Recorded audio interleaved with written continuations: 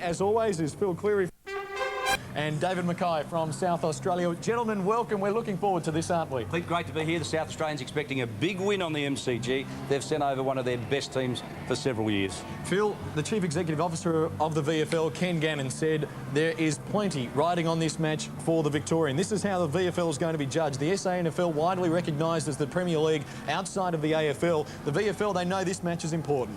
Well, it is, you know, I mean, with the competition trying to establish itself as a key competition, it has to win, or it has to do particularly well, just to give a sense of importance, I suppose, you know, with all the doubts that are raised about Victorian football, because the morale is a bit on the downside, I think, generally, at AFL level. The VFL have got nothing to lose coming into this match, and I think that's not a bad position to be in.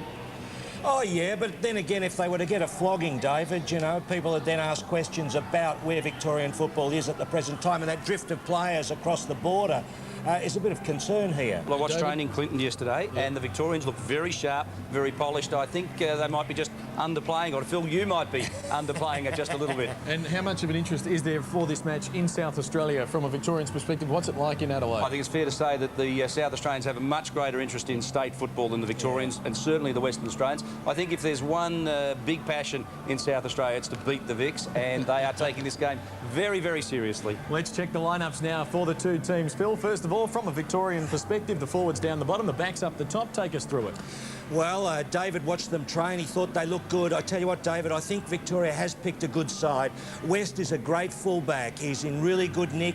Brewer, a young fella. Coghlan, I reckon the best defender in the VFL. Goodale, tough at the ball. Polkinghorn played in South Australia, as you know. Phil, he was good enough in South Australia to win two South Adelaide's best and fairest. And did he not win the North Ballarat best and fairest first year back? Indeed, he's been in tremendous. You know, they nearly went to the grand final last year. Very good player. Reynolds, well, questionable, but he's probably there to cut off Lees. Smith, Sean Smith, the people in Adelaide will know about him, played with Melbourne, the high flyer. Anthony Alessio, brother of Stephen, great set of hands.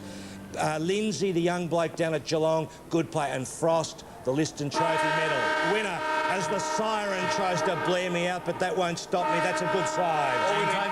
We need Clinton some liniment and a siren, and we've got a game. We have. David, take us through the South Australian side. Some names Victorian fans remember. Brian Lees, 110 games with Richmond. Robert Neal, St Kilda grand final. So a couple of familiar faces there from a Victorian audience perspective. Scott Doreen, of course, from the Swans. Richardson, the full forward, had a bit of a stint with Geelong, but he really has made a name for himself in South Australia as a full forward. From the back line, Powell is a former Crow player, delisted, now playing the Sturt. Stephen Hall comes in today to replace Seamus Maloney, who must be devastated. He's been picked in 3 state squads and has, on each occasion, missed for various reasons, this time with the flu. Pitt, of course, played at Collingwood for 13 games. Doreen at the Swans, Lees at Richmond. Carter had a stint with Port Power and is a very good running halfback. Simon Hill from Glenelg, Kelly from Norwood, and Waite from Port Adelaide form a very hard, tough centre line. David Brown, of course, played with the Crows and Port Power. Symes, a boy from Benalla, was picked up by the Swans in the early 90s and really didn't make his mark, but has been a pretty impressive player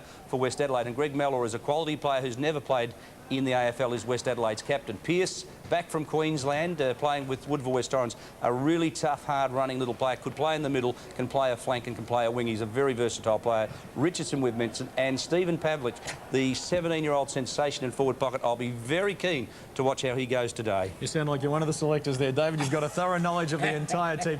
Let's head boundary side now. Ross Booth will be covering the sidelines for us today. And Ross, it's pretty chilly up here in the back of the members' stand. What's it like down on boundary level? I reckon it's like Glenelg on a windy day, or Point Gellibrand, Williamstown. It's going to be raining most of the afternoon, 15 degrees, and the ground out there a bit spongy. It could be a bit slippery early on, and with players not used to playing at the MCGs, that'll be interesting to see whether they've got the moulders or those screw-in stops.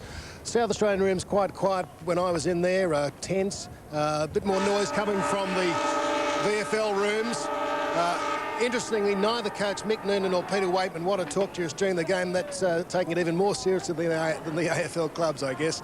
There'll be reason for that. So both sides pretty tense, pretty nervous. Conditions, no breeze favouring either end, really. A little bit of a breeze from the south.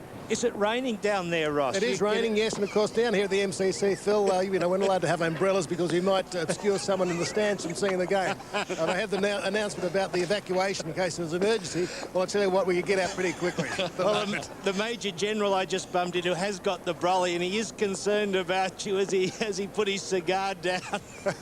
Those cigars are going up at a couple of dollars, aren't they, Phil? The one who didn't knock you over the head with the umbrella. And of course today I forgot to bring the dryzer bone for Thanks him. very much, Clinton. South Australia, Ross, the bloke who gets the boundary on a wet day is the bloke who didn't shout at the pub last Saturday night, so I guess you're guilty of that. Yeah, of course, I'm always a guilty party. I was going to say, that's a weekly event, David, for us. Don't worry Well, about glad that. it's him down on the boundary line, Clinton, not us.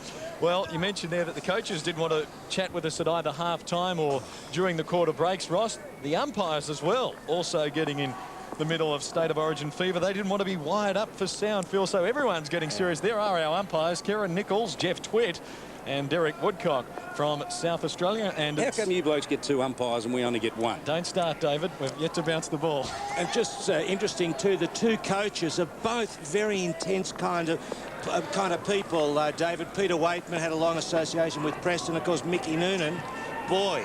Michael Noonan, people would remember from Fitzroy, was the last coach of Fitzroy. 189 games for Sturt, 36 for Norwood and 34 for North, and a couple of grand finals with North Adelaide. He knows the caper. So a big weekend of sport on ABC television. A State of Origin match here today. The netball test from 5 and the soccer grand final from 3 tomorrow.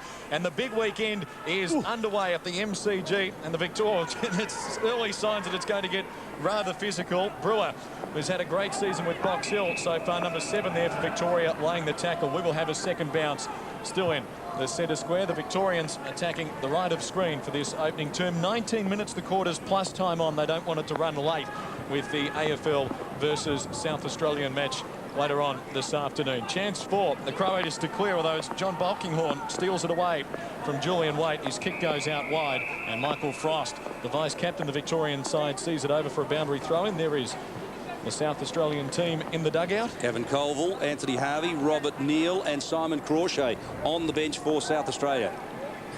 Tell you what, this kid Lindsay in the ruck for the VFL looks all right too. Goes at it hard. Brewer, centering kick. Reynolds coming out, couldn't get it. Knocked away was Heel. Victorians managed to shovel it forward. Sean Smith, the full forward, wrestling there. Gets the ground, plays for the free up against Hall. And it's soccer through for the opening score of the match behind from John Giorgio. So that's our opening score here at the MCG, where it is pretty wet, wild and windy, but we're looking forward to a good contest. Well, that Giorgio there slipping one through. It's good pressure football at the present time in reasonably difficult conditions. I think we're in for a big game, David. Pitt takes the long kick off hands. It was Carter. The kick was smothered. Carter's a hard-running half-back flanker. 4 was Tim Clark playing on a wing for the VFL. Tries to throw it out wide. Claiming the free kick was Michael Frost, the JJ Liston Trophy winner of last year. And Carter for South Australia comes up with the ball. It's a fast opening, as you would expect, as players looking to impress. It's Biglands who thumps the ball down the throat of Trent Mills. The little South Adelaide Rover goes long towards half-forward. Mellor, he's a quality player. Watch for him. Great tackle, John Carroll. Applies the tackle on David Brown, and the loose ball falls, but the umpire is calling for a bounce. There's the tackle applied by John Carroll. He is hard at it. As always, high ball out on the fall. Victoria will take it. A free kick to be taken by Shane Snibson, who's been named among North Ballarat's best in 5 of their 7 matches this season. He is a tough defender. So Snibson towards half-back. Intended target Reynolds, but from behind, Biglands takes the mark. And he's just told to settle it down by the South Australian umpire, Woodcock. Oh, it's an ordinary sort of kick, though, towards centre-half forward. And doubling back, Adam Coughlin takes the mark. Elects to bring play now to the members' side for the first time. A one-on-one contest on the wing. The South Australian player, Carter, in front. Couldn't claim it. Heels well tackled. Held to him. We'll have a bounce just to the attacking side of the wing for the South Australian team. I like Frost, the way he goes about it. Well, he's a class player, David. We'll see that during the course of the game, but he is really looking like he wants to get into the tough action here. Mills again forces the ball forward, and forcing the ball to the line was Chris Hollow. Playing centre half back today. Phil, you like the way he plays? Well, look, he's a good smothering player, David. He's not necessarily a really class player, as you see the box there, but he does smother the ball particularly well. We've got a free kick here off the action to South Australia. Danny Holm will take the kick. Interesting, Michael Noonan not in the box. Chris Nat, the team manager for South Australia, and Greg Anderson, the former Essendon player and Port champion. Is Mickey Noonan gone missing, are you trying to suggest, David? Well, I just wonder whether he's down on the boundary line. We might look for that a little later. Scotty Taylor, a pretty compact player. Had a couple of stints with the Western Bulldogs, Phil, didn't he? Yes, he did, and been in great form, David, with Williamstown. Taylor, good one. Player to watch, class player, good overhead. But again, these conditions are going to put the ball on the deck. And there's the VFL box there. Bit of rain tumbling down. Biglands wins it down. Victorian players are there. Polkinghorne gets it via Taylor. A kick towards half forward. And, oh, that's a pretty strong mark. Taken down back by Carter. Good grab. It's going to be a tough day for scoring, and with the shorter quarters, perhaps a low-scoring game likely, as Carter goes very short. Gee, missed the target, taken by Clark. Gets it off. Now a high ball towards full forward by Taylor, working his way in front. Alessio couldn't juggle the mark. Got a good shepherd coming through off the ground. McCormick will send it over for a boundary throw in left forward pocket for the VFL, attacking the main scoreboard end here at the MCG. It just doesn't seem to be much in it in the two sides at the present time. It's going to be ground level stuff, and it looks a pretty tight contest, you know, although the Vics, I reckon, David, are just doing a little bit better. Alessio against Biglands from in front. Reynolds flicks it to the back. Carter, good hand pass, finds Kelly. Good hook up now with Pitt. And this is looking good from the South Australian team to try and set something up. Gee, there's no options on, so the boundary line probably the best target here. One-on-one contest. Coughlin works his way in front of Miller, and it's over the boundary line for another throw-in. We've played just over 5 minutes, only one behind so far. The VFL leading the SANFL. That'll be a good contest, David. Coughlin on Miller. You tell me Miller's a very good player, and Coughlin, I reckon, one of the best going around in the Vic side. Greg Mellor is the West Adelaide captain, and I think perhaps just a fraction slow for AFL, but you talk about quality at this level. He's a terrific player. Danny Holm, the former South Australian, now captain of Central District in South Australia, forces the ball across the line. And it appears to me, Phil, that South Australia is playing a little wide, and that's dangerous at the MCG. Yes, well, no one's been able to get a real pattern. The corridor hasn't been of great use at the present time, has it? Biglands took front position but lost it in the final analysis. Heel goes to ground. 5 is Heath Goodale, working hard for the VFL, but he couldn't quite gather it in, and coming up with it, Paul Lindsay, the Geelong rookie, playing with North Ballarat, and he looks impressive. Trent Mills, kick number 3 for him, but he's pulled off the ball, said the umpire, and a free kick coming back to South Australia. Yeah, a little bit technical, but he was held a bit long. Umpire Woodcock, I think, making that decision. Derek Woodcock from South Australia. So Trent Mills roving today for South Australia, forced in a long ball to Symes. Coggan at the back door, just got a grubber along the ground. It worked in the final wash as flicking it out. Matthew Brewer caught on the boundary line, just gets away the handball. Polkinghorne for Victoria goes forward. No mark taken by Biglands. Play on, said the umpire. What a great tackle, Johnny Carroll. And the other umpire coming in from the other end of the ground said it will be a free kick. Well, it was a fraction high. You'll see that, just a fraction, and the umpire to the left of screen plucked it. That was the Victorian umpire, David. What's wrong with him? Carter, big ball. Symes took the big fly but couldn't bring down the crumb. David Brown applies a tackle. It was Chris Hollow who came up with the ball, and Brownie, the Port Adelaide skipper, he loves these contests, the big occasion. Yes, the former Adelaide Crow. Ball tossed in the air 60 metres out from the Adelaide goal. There's Michael Frost applying yet another tackle, as would expect. Shoveling out the hand pass was Heel. Finds Kelly, works his way into space. The kick, though, not equal to the effort. And now a chance for the Victorian side to clear. Number 1, John Polkinghorne, the captain. Goes short. McGeorge on half-back. Sidesteps Brown comfortably. Drives it long. The intended target here is McCormick. Has a couple to beat, including the big man, Rhett Biglands, who takes the mark on half-back. It is a low-scoring game. Biglands towards half-forward. Off hands. Gathered by McGeorge again. Good little toe poke off the ground. Kicking in danger, according to the umpire. It was Chris Hollow, the deputy vice-captain for the VFL side, who tried to force it forward. Now, South Australia inside 50 via heel. Victorians there to punch it away. Snips and heads for the boundary line. John Carroll gets in the way. Couldn't take it. Symes does. Hurries it forward. Victoria have the first couple of players there. Should be able to do something here to clear. West finds the boundary line with a grubbing kick. We will have a throw in. It's not going to be pretty this afternoon, Phil.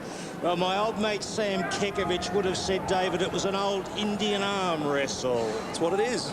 That's the first time that South Australia have been inside 50, Phil. Exactly. They need to do, I think, a little more attacking, particularly down the corridor. Flick out, falls in the direction of Matthew Brewer. Good And work. He's Ross Brewer's son, this fellow. Yes. And he goes all right too. Played against his dad. Feeds it off to Luke McCormick. Chance. Now Brewer's still running. That's good work. That's the first fluent style of running play from the Victorian defence. And straight down the middle as well. Well, look, at every picture tells a story, doesn't it? We talk about it and viewers at home might say, oh, what's this corridor business? But here it is. Here it is in front of you. Brewer set it up. You get it in there. You can create opportunities. And, gee, it saves a lot of work. And this bloke, Alessio, very good player at Kobe. Brother of Stephen. Good kick too. Needed the football. Looks strong, good pair of hands. He'll kick from 40 out. He ran very close to the man on the mark and cramped himself for space. And in the finish, he had to pull the kick. It's off to the left for a point. Well, it just shows, David, that you played footy in the northern suburbs and at Carlton, and you could spot it just as I did. He was far too close to the man on the mark, wasn't he? As he moved in, I think we were both saying it's in trouble. So a couple of behinds to the Victorian team after just on 10 minutes. The SANFL yet to score. Ball brought back into play by Stephen Hall. Thumping kick down the middle. Alessio had a fist to it.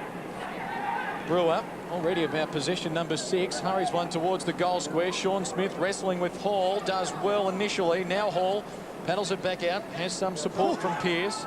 Does well. They might get out of trouble here, the South Australian team. If that bounces out of play, the kick from Powell will roll over for a boundary throw in. Half forward for the Victorian side.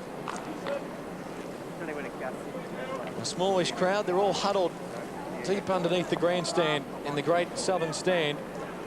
Interesting to see how many turn up as the afternoon progresses. Lindsay goes too far underneath it. Victoria have to be quick. Alessio's handball intended for Goodale didn't quite reach him. Carter gives it off. Victoria will pump it back inside 50. If Lindsay can get free, he can't. Now will the ball spill out? It won't. And we'll have a bounce 60 metres out from the VFL goal after 10 minutes. Remember, we're playing short quarters, 19 minutes plus time on the VFL. 2 points, and the SANFL yet to score. Well, just going to be a lot of work on the deck, and players have to smother that ball. Oh, that's an interesting one. Phil, what was that? That was what you call a silly free kick, David, that shouldn't have been paid. You just worry, don't you? It's a big occasion, a lot of reputations on the line. Lindsay forced the ball forward. Now it's John Carroll towards full forward. Big fly. Now, we were looking for Smith, the big fly. We're looking for a big mark from him today. Carter got through traffic a little easily in the finish. Scott Taylor just let him through, and Julian Waite got the ball deep in defence for South Australia towards Brown on the outer wing. Now it's Mills towards centre forward. That's better work for South Australia. They're squaring it up, and Mellor marks just inside the 50-metre square, right down the middle. Target underneath that was Pavlich. He couldn't quite get to it. One-handed, kicked it off the ground. Second effort was very good to come back into the contest, but he's absolutely wrapped up. And is that Polkinghorn on the bottom of the pack? It is. Gee, they're having a go, the sides, aren't they? They are really working hard. When there's a split on, you've really got to be onto it because they're very defensive, both sides. The respective leagues haven't met for a while, so there's plenty riding on this. Now the other umpire from the middle has plucked out a free kick going South Australia's way. It will be taken by Mills. Trying to work out which league it is. You're not really the VFL, but you're called the VFL. It's more like the VFA.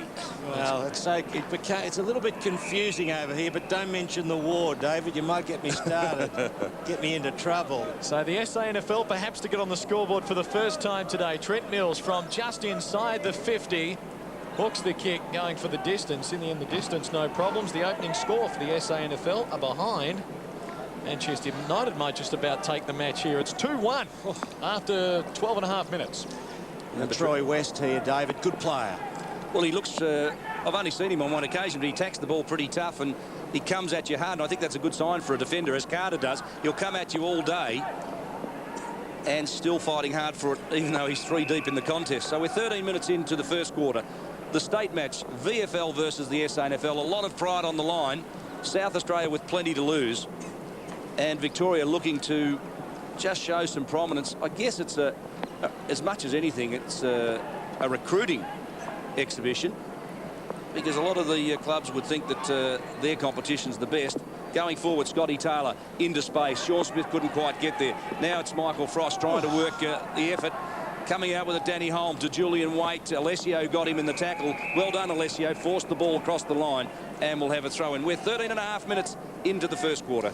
Yeah, well, David, see, there's been a drift of players across to South Australia in recent times, and the Victorians want to halt that. And I think by winning today would prove that this competition's as good. Of course, the money's another problem too, as we know. Well, speaking of that, what do your blokes get paid? I had a look. Checks that bounce. No, that's not true. We'll cover that in a minute. So the SANFL team, now can they try and get some direct football? This is Pearce backing himself on the run. High one towards midfield. Almost a free to Lindsay. Yes. Will be paid. So the VFL responding to this point of time in what will be a real scrap. Salary cap's around about 130 grand, I think, in the VFL at the moment, David. We've got quite a margin on you there. Yes. Lindsay is kicked forward, marked by Biglands. Looks like he's going to be a focal point this afternoon. Plenty for the ruckman to do. Kick towards the wing. Coughlin nudged inside of it. He will take the free. I think he was too. Yeah, no doubt about that. Good contest, that one over there. Coughlin on Mallet. Rain continuing to tumble here at the MCG. Good pass, finds Tim Clark close to the boundary line at half forward. Couple of kicks out from goal. This is where they can try and set something up. Reynolds provides one lead, decides to go towards Alessio leading out. Good punch from behind. Did he get first grab? Yes, he did. Good mark, Anthony Alessio. Jeez. And now a chance perhaps to, well, it's going to test him from here, won't it? It will. He's got to go back further. But look at the hands. This fella, they call him the Wall, David, out. Of course, he's a Pascoe Vale boy. Yes, they breed him tough out there, Phil. Yeah, they do. And he's got a great set of hands. He played some games with Footscray seconds. He's just if he'd been a couple of inches taller, he'd have played AFL footy. He's kicked 10 goals so far this season. Been down back a little bit. Had a bag of 6, which boosted that total. From Phil's favourite club, Coburg, Alessio may have just missed to the near side behind, and Phil being a 5-time coach of the VFA as it was then, representative side, obviously you're passionate, you're very excited about being here. What's your coaching record, Phil? What is it? 5 wins, no losses, David. Let me brag to my mate Nick Volkers, who I know will be watching in South Australia. Yeah, well, I was silly enough to ask, wasn't I? As Hall from fullback pushes the ball towards Carter, it's brought to ground. Play on, said the umpire. And that's, yeah, no doubt that's a trip. I'll tell you what, is that not 50 metres? Well, deliberate? Well, it's an accidental trip's a free kick. A deliberate one's 50 and reportable. Yes, well... In our competition. Well, yes, well, you've really just summed it up, I think, David. We would have another look at that. I think that'd just about qualify for the 50. Reynolds is backing himself from here. Let's have a look here. I think he was kicking in danger more than anything. Yeah, Umpire indicated a trip, but it was an interesting one, wasn't it? Certainly kicking in danger as Reynolds goes long from 55 metres out and going for the distance. He really has sprayed that.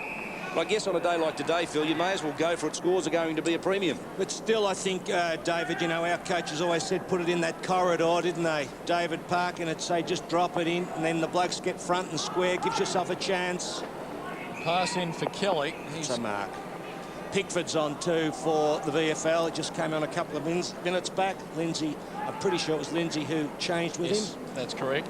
Kelly now in the back pocket, heads it towards Biglands. Victoria get a couple of players in front, including Reynolds, who shovels it out. This man is caught. Pearce held to him. No chance to get rid of it. We will have a bounce.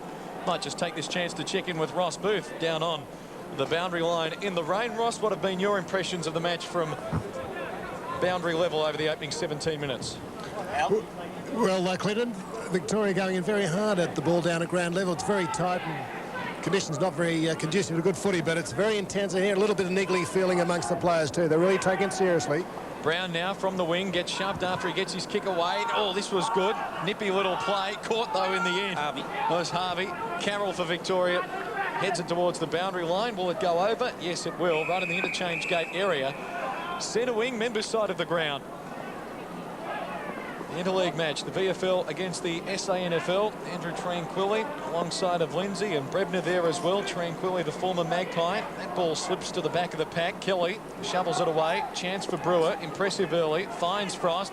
Better set up here for the VFL. Frost towards half forward, just over the head of Taylor. Coming out Smith. Hasn't really had a good chance yet. Now he does. Gets the hand pass out for Clark on the left from 45. Has it got the carry? Yes, it has. Opening goal of the match from Tim Clark of the VFL from the North Ballarat Club in regional Victoria. And the VFL, as we just about approach time on, get the opening score. Victoria 1-3-9. The SANFL one behind. Good kick. Wasn't sure that he wanted to kick it originally. Well, look, he's a beautiful user of the ball, Clark. Interestingly enough, David, most times he's able to get onto his right foot. He doesn't have to use the left foot as much, so it was interesting to see him size up the distance and slip it through. Maybe there's a slight advantage to that end. Ross Booth will tell us shortly. But they needed the goal because they've had so much of the play also. Victoria lead by 8 points. Tim Clark looks pretty compact. Might be another player we might recruit to South Australia. Just you stop talking about that, Dave. I could see some money being offered to him. 7 is Matty Brewer. I was going to say, David, your team here today comprises of 9 Victorians, 2 Queenslanders and 2 Tasmanians. I knew you'd bring that up some stage. Brown towards centre half forward. Pavlich out on the lead. Brought to ground by Snipson. It's Danny Holm on the left foot. He tries to bend it back. It's working its way back. It hit the very top of the goal post for a point. It was a good effort. My word, it was. Pavlich there, I think, a little bit stiff. It was almost a free kick. But then Holm onto that left boot and right on the top of the post. We're in time on, remembering 19-minute quarters. West with a thumping kick towards the outer side. Big Ones knocks it away. Chance now for Brown. Steadies. Little hand pass for Pavlich. Sends the SANFL back inside their 50. The target was Richardson. The Victorian defence holding up pretty well to this point of time. McGeorge. The hand pass off to Brewer. Running from half-back. Has a couple of options on the members' side. Brings it out wide or not controlling it there. Heath Goodale manages to keep it in just and earns himself a free kick as he stopped and propped. Went a bit wide there, the Vics, really. They should have tried to keep that ball in the corridor. They had it set up. Goodale shorts it for McGeorge. Marks in front of Harvey, younger brother of St Kilda's dual Brownlow medalist Robert. McGeorge towards half forward. Snipson floating down the target. He was caught behind, and taking the mark is Stephen Pitt. Can't understand why Collingwood let him go. Pitt, he's been a terrific player. Played 13 games for Collingwood, kicked 13 goals. He really, in his debut year, not a bad rookie season. After going to Collingwood from Norwood, and the Western Bulldogs picked him up, but he didn't go there. Round the corner, getting the kick away was Pavlich. Chance. Now Holm, who's got one, flicks it wide. It's good work to Harvey, who straightens up and hit the post. So the South Australians are unlucky. We're 21 minutes in, and they've hit the post twice. Interesting, isn't it, David, where the VFL have had so much of the play. They get the goal, but the SANFL have now lifted the game a bit. They're getting inside 50 and then 2 posters. Gee, this is a very intriguing game. They are Victorian posts, aren't they, Phil? West. High ball clears the defensive 50 with the sit from behind. Almost Frost, not quite. Brewers had several possessions. This one deflected away. Chance perhaps for Heel on his knees, tied up by McGeorge. And we will have a bounce. There are the details. 9-3 after 21.5 minutes. David McGeorge working hard. I think we'll take him too. Yes, open that checkbook up. Now, ball flicked down by Pickford. Free kick's been plucked out. Will go the way of the SANFL. To take it will be Harvey. Squares it up. Good option perhaps because they've got a springboard here. Richard Kelly looks out wide to the outer side. Richardson's one of the targets there. Ball going back. West punches it away from Richardson. Snipson off the ground is good. It's perfect, in fact. Now Tim Clark, the only goal kicker so far, can go. Has that got enough weight to reach Giorgio? Oh, well done. Giorgio will pick it up now and can go from half forward. Has a little bit of space. Puts it out in front of Smith, coming out, dives and can't quite take it. And now the SANFL can clear. Hall gets it beyond the defensive 50. McCormick is there, though. The Victorian team still pressing. That was touched off the boot. It will be play on. Punched from behind by Goodale. McCormick there as well. Now a chance for Powell to clear up towards the wing. Symes did well to force the issue. Carroll gets it to Coughlin. The VFL can go forward again. Coughlin used the ball pretty well to Polkinghorn, who's been very prominent in this first term. Former South Adelaide player, back with Ballarat, original home. Pitt went up. Alessio at the back door. getting the kick away with Scotty Taylor, was it, Phil? I think it was. And he's got a point. Gee, I worried about Giorgio before, Phil. He was coming down. He just had to handball over the top and Victoria into an open goal. Yes, there was that opportunity. They've had a couple of opportunities, really, where they could have settled better, but it's still a tight game. It certainly is. The high ball towards the middle. Good knock on by Biglands, providing the bump. The former Tiger and Lee's Carroll there. He was almost caught, having his head ripped off there. Was Wait. They decide to go quickly now. This is Harvey towards half forward, almost clasping it, not quite, was home. Ball squeezes out. Brown almost should have been given a free kick, so perhaps a chance here for David Brown. Oh, now, does he have 60 metres in him, David? Not at all. Not at all. He won't get 3/4 of the distance, Brownie. He's not what you'd call a prodigious kick. He's a lot like Adrian Gallagher, Phil. He'll go with the left foot torp. He gets onto it, but he's going to leave it a long way short. So a very short opening quarter. I mentioned that it's 19 minutes plus time on. We travel just 23:48 of the opening quarter and just one goal kicker to quarter time. The VFL, so much riding on this match for the Victorian side. There are the details. 1-4-10. The SANFL 3 behind. So I like what you said earlier, David. The SANFL have more to lose playing this match than the VFL do. And obviously, as we check the goal kickers, just one goal kicker to quarter time. Tim Clark, the man for the Victorian team. So at quarter time at the MCG, it's the VFL 1-4-10, the SANFL 3 behinds. Well, Phil, it was a very... It's finally here this Sunday, live on ABC from Olympic Park, Melbourne. South Melbourne take on Sydney United in Australia's premier soccer competition. There can be only one winner. The National Soccer League Grand Final live across Australia this Sunday at 3 Eastern Standard Time on ABC.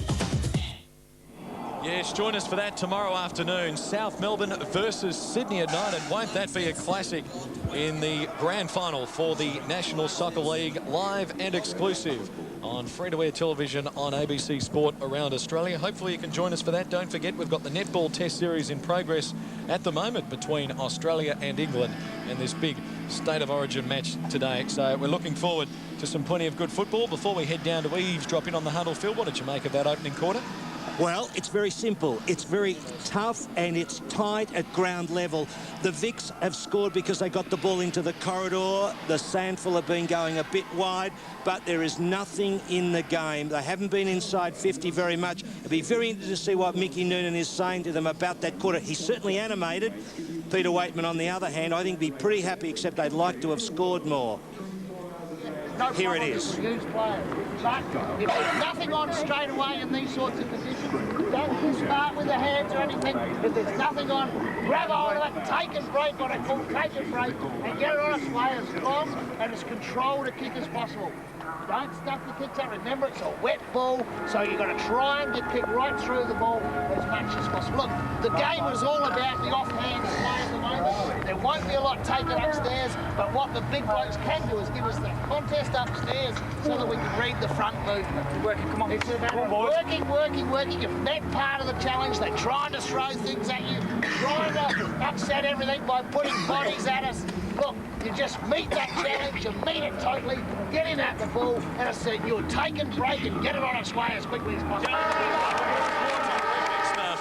Terrific stuff from Michael Noonan, the coach of the SANFL, and we do thank the coaches for letting our microphones get in there. That's great television. Well, it is, and look, David will confirm this too. The game doesn't change that much. People can overplay the tactics and the like. He's emphasising some really critical things. He said, we're not going to catch the ball, take the marks. It's going to be on the deck. The Vics have thrown the bodies in. We're going to be the ones to win those contests. Get it forward quickly. That's what it really amounts to, and a little bit of corridor stuff as well. He probably would have mentioned before we got there. And you'll see here, Frost there takes that ball. Look where it lands. In the corridor, David, isn't it? Bang, it's easy, straight up the middle. Clark slips in, prop, one step, left foot, just cruises in. Big goal. Not a lot of goals. It is going to be Manchester United stuff here today, I can tell you. You might think, I think they wear similar colours to South Australia, and That was Brown slipping it in, David. And Phil, the other problem, in my view, is that the South Australian forward line has been congested. The Victorians have got players back. I think Richardson and Pavlich really, and Symes, haven't controlled the area and run through a few blokes to open it up. That's right. When they have got in there, look at that cluster of players there now. Very good point, David. And even here, they have swarmed on it. And this was, of course, a good chance there for Harvey, wasn't it? And he banged the post again. And they've got no drive from Lees at centre-half back. I think Brian Lees was picked today to really control the defensive zone. Carter, a half-back flank, has been the dominant defender. Well, the VFL, Phil, as we just checked the match stats, with 14 more possessions across the opening quarter, 11 marks to 9, inside 50, relatively even. Victoria just shading the SANFL in terms of the hit-outs. Individually, Polkinghorne with 6 kicks for the VFL. Brewers had 8 possessions. Taylor with 7 touches. Harvey the best, in fact, Carter the best so far for the SANFL with 7 possessions. Harvey also has 6 along with Mills. I reckon there's a Victorian statistician here today. If South Australia have only had 9 handballs, I'll go he. Paul Field, our statistician. We only Victorian. record good ones, Good David, ones. not Effective ones. There is the VFL hierarchy looking on. Well, Smithy on the right's a former Preston player. I tell you what, David, when the old Smith boy was knocking around Preston, it was tough old days, and he could play football too. It was Martin Stillman on the left, and I think everyone in South Australia is enjoying the game, and they haven't had a Chardonnay yet, have they? Down on the boundary line in the rain is Ross Booth. He does have a coat on now. Roscoe. Yeah, it's a little bit warmer now, and Phil, I heard you during the quarter talking about the breeze. I think Victoria might have the slight breeze in this quarter, but it's not much advantage. Victoria pretty happy with that quarter. Felt they were hard at the ball in the conditions. Back 6 doing very well. A little bit more support for Reynolds, crumbing at half forward. But generally very happy, very positive, and they feel they can go on with it this quarter. Of course, it's very tight. Victorians upset that they're in the South Australian interchange players are wearing the wrong numbers to confuse the Victorian selectors, so lots of ducks and drakes appropriately on this day, Phil. I don't think they are. Yeah, well, Terrific. Thanks, Ross. They wore different numbers yesterday at training. Too many men in the square, by the way, for the VFL for the start of this second quarter. Biglands will take the resultant free, heads towards Holm and centre half forward. Ball shoveled inside 50 by Heel, but it's taken back there by John Polkinghorne, the Victorian captain. And centre half back, Ross Booth giving Dipper a real run for his money down there. Off hands Carroll, it opens up for him, could have kept going, decided to play short. Sliding into it, McCormick couldn't gather it. Soccer off the ground by Lees was good to the midfield. Now Harvey to try and set the SANFL up. Pops it out in front of Pavlich coming forward. He takes the mark 55 metres out. Just forces Snibson back onto the 50-metre line. Decides to go short. Pops it out towards Miller. West from behind, punched it away. Still Miller the chance. Gets the hand pass away. This is good. Yes. And it should result in a goal for Scott Doreen. Oh, there's a bit of step in the South Australians as we open up in the second quarter, David. You're nodding in agreement. Yes, they look like the message might have just sunk in a little bit. Got their footing now. Well, they took a couple of bodies and they went hard and direct at it. In these conditions, these are the conditions the Victorians love. So Scott Doreen directly in front, as you can see, via the camera behind the goal at the city or main scoreboard end of the MCG for the SANFL's opening goal. Got it. They're on the board with their first major in what will be tough conditions to goal this afternoon. That is exactly the conversion that is required up forward. Goal to Scott Doreen. Here's the setup. Well, again. look, they went at it hard. Really, there you see, oh, gee, there's some rough body work in there. And was that Powell who slipped that ball in? Pearce. Pearce, was it? And over to Doreen. Nice little chip. Good work, good goal. Geez, she's a tight old game, this one. Scotty Doreen from New Norfolk in Tasmania. He'd love these conditions. As Biglands goes hard at it again. Neither ruckman got the contest. Kelly tried to sidestep, gets the handball away to Holm. The kick was smothered, but it still went forward. Victoria need to defend, and in the finish it was hollow to Coughlin. Coughlin out of mid-air, drives the ball forward. This is good play, and Victoria just terrific in these sorts of conditions. Alessio, one-handed attempt. You're not going to mark them today that way. Pitt goes to the back door, picks it up and evades a couple of tackles. Now Lees is coming into the game. He squares it up, comes back the other side. That's the Port Adelaide way. Switched the direction of play. Did it pretty well, and Harvey was waiting. The little rover speeds away and drives long and high towards centre forward. Mellor got right under the ball. Couldn't quite get to the contest. Now it's Coughlin. Is that who he is, fellas? To Snipson. Snipson off the ground, goes towards the boundary line. It doesn't quite get there. Pearce, the former Queenslander, tries to bring it back in, but Snipson is defending stoutly. Gee, I like the way he goes hard at it. It's Waite. Couldn't quite control the ball, but gave a good contest, and Snipson just kept coming. There he is on screen. Yeah. From North Ballarat, one of the really good defenders, David. He'd make a good shearer up at North Ballarat. I reckon we can't find a shearer with North Ballarat these days. I could see him on Dougie Thomas's recruiting list too. Lindsay gets it down. Polkinghorn, high ball, good juggling mark for Kelly. The umpire slipped as well. Biglands will get it off to Lees, and now they can try and set something up. Just drops it over the top for Mills, who dives forward and takes a good mark. She has a man short and wide in Harvey. Gives it to him now. He'll take the mark. Will he line them up from here? He should. 50 metres out, 45-degree angle. The younger brother of St Kilda's Robert. This is Anthony Harvey. Well, that other goal that he nearly kicked, he looked pretty neat to me, David, when he set sail for the stick. So I'd reckon that he'd be a good chance here. I agree. High-quality player, this kid. They've come out firing after Michael Noonan's pumped-up address, which you saw. Harvey from 49. High ball. He's hooked it, missing to the near side. Out of bounds on the full. Give him a wrap. Well, I suppose... yeah, sorry, David. You've just probably got to keep in mind the distance. You've got to take a few metres off because it might look all right on the screen, but it's wet. That ball is heavy. Gibson comes on. Heath Goodale, the man off. Thanks for that, Clint. Snipson. Oh, isn't he prominent? From inside the defensive 50, drives it long towards the grandstand wing. Just coming on as Gibson, and he goes for a bounce. Well, that's confidence, I can tell you. He's obviously in good form, and he's done it pretty well, hasn't he? Put it in beautifully, and Giorgio marks about 10 metres out, almost directly in front. Peter Waitman would be patting himself on the back, saying, I'm glad I made that change. Well, it was a beautiful piece of work. And rewarded, Phil. Rewarded for his courage.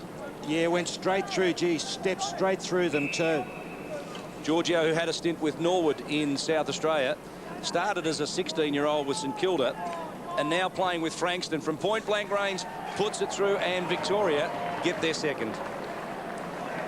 Well, that's a big goal for Victoria, but interestingly enough, David, that was taken from the kick-out. That went straight out of the kick, and I've got to keep an eye on the SANFL kick-outs. I don't know what happened to their defence there, but Gibson was able to take that through after Snipson took it after the kick-out, set it up for Georgia. That is an easy goal. South Australia didn't touch the ball.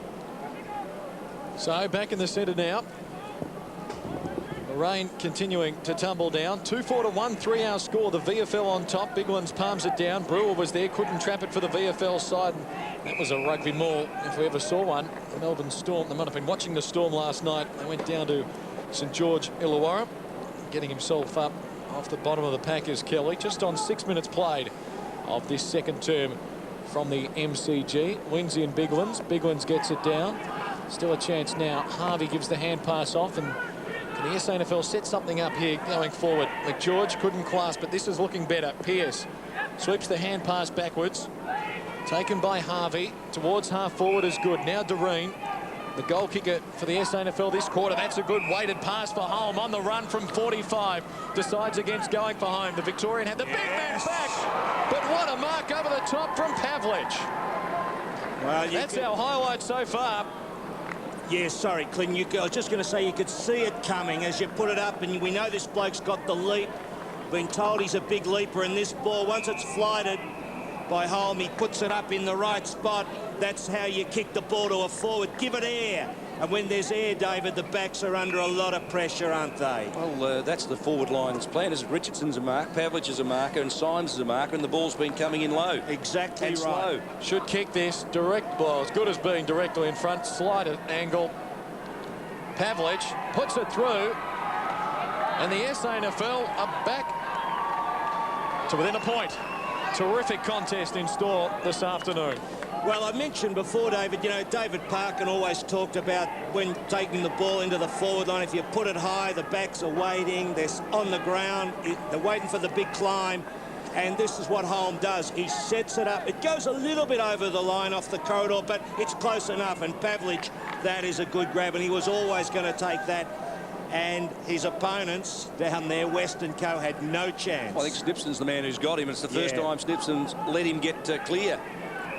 Yeah, well, West was stuck in just in front of him, and he had no chance to help Snipson get into the contest. You've got to stop a bloke like Pavlich from making the run. You know, you've got to cut him off before he gets into stride. He's multi-dimensional. He's good in close and he's good in the air. Giorgio got one high. Free kicks at the umpire inside the centre 50-metre line. And let's have a look at the Victorian forward line. Smith just jostles and gets some space and goes for a fly. Couldn't quite get there. Hall was good enough to punch the ball forward into space. Off ground went Tim Clark, and it's worked. It's a mark to Alessio. Well, luck's a fortune.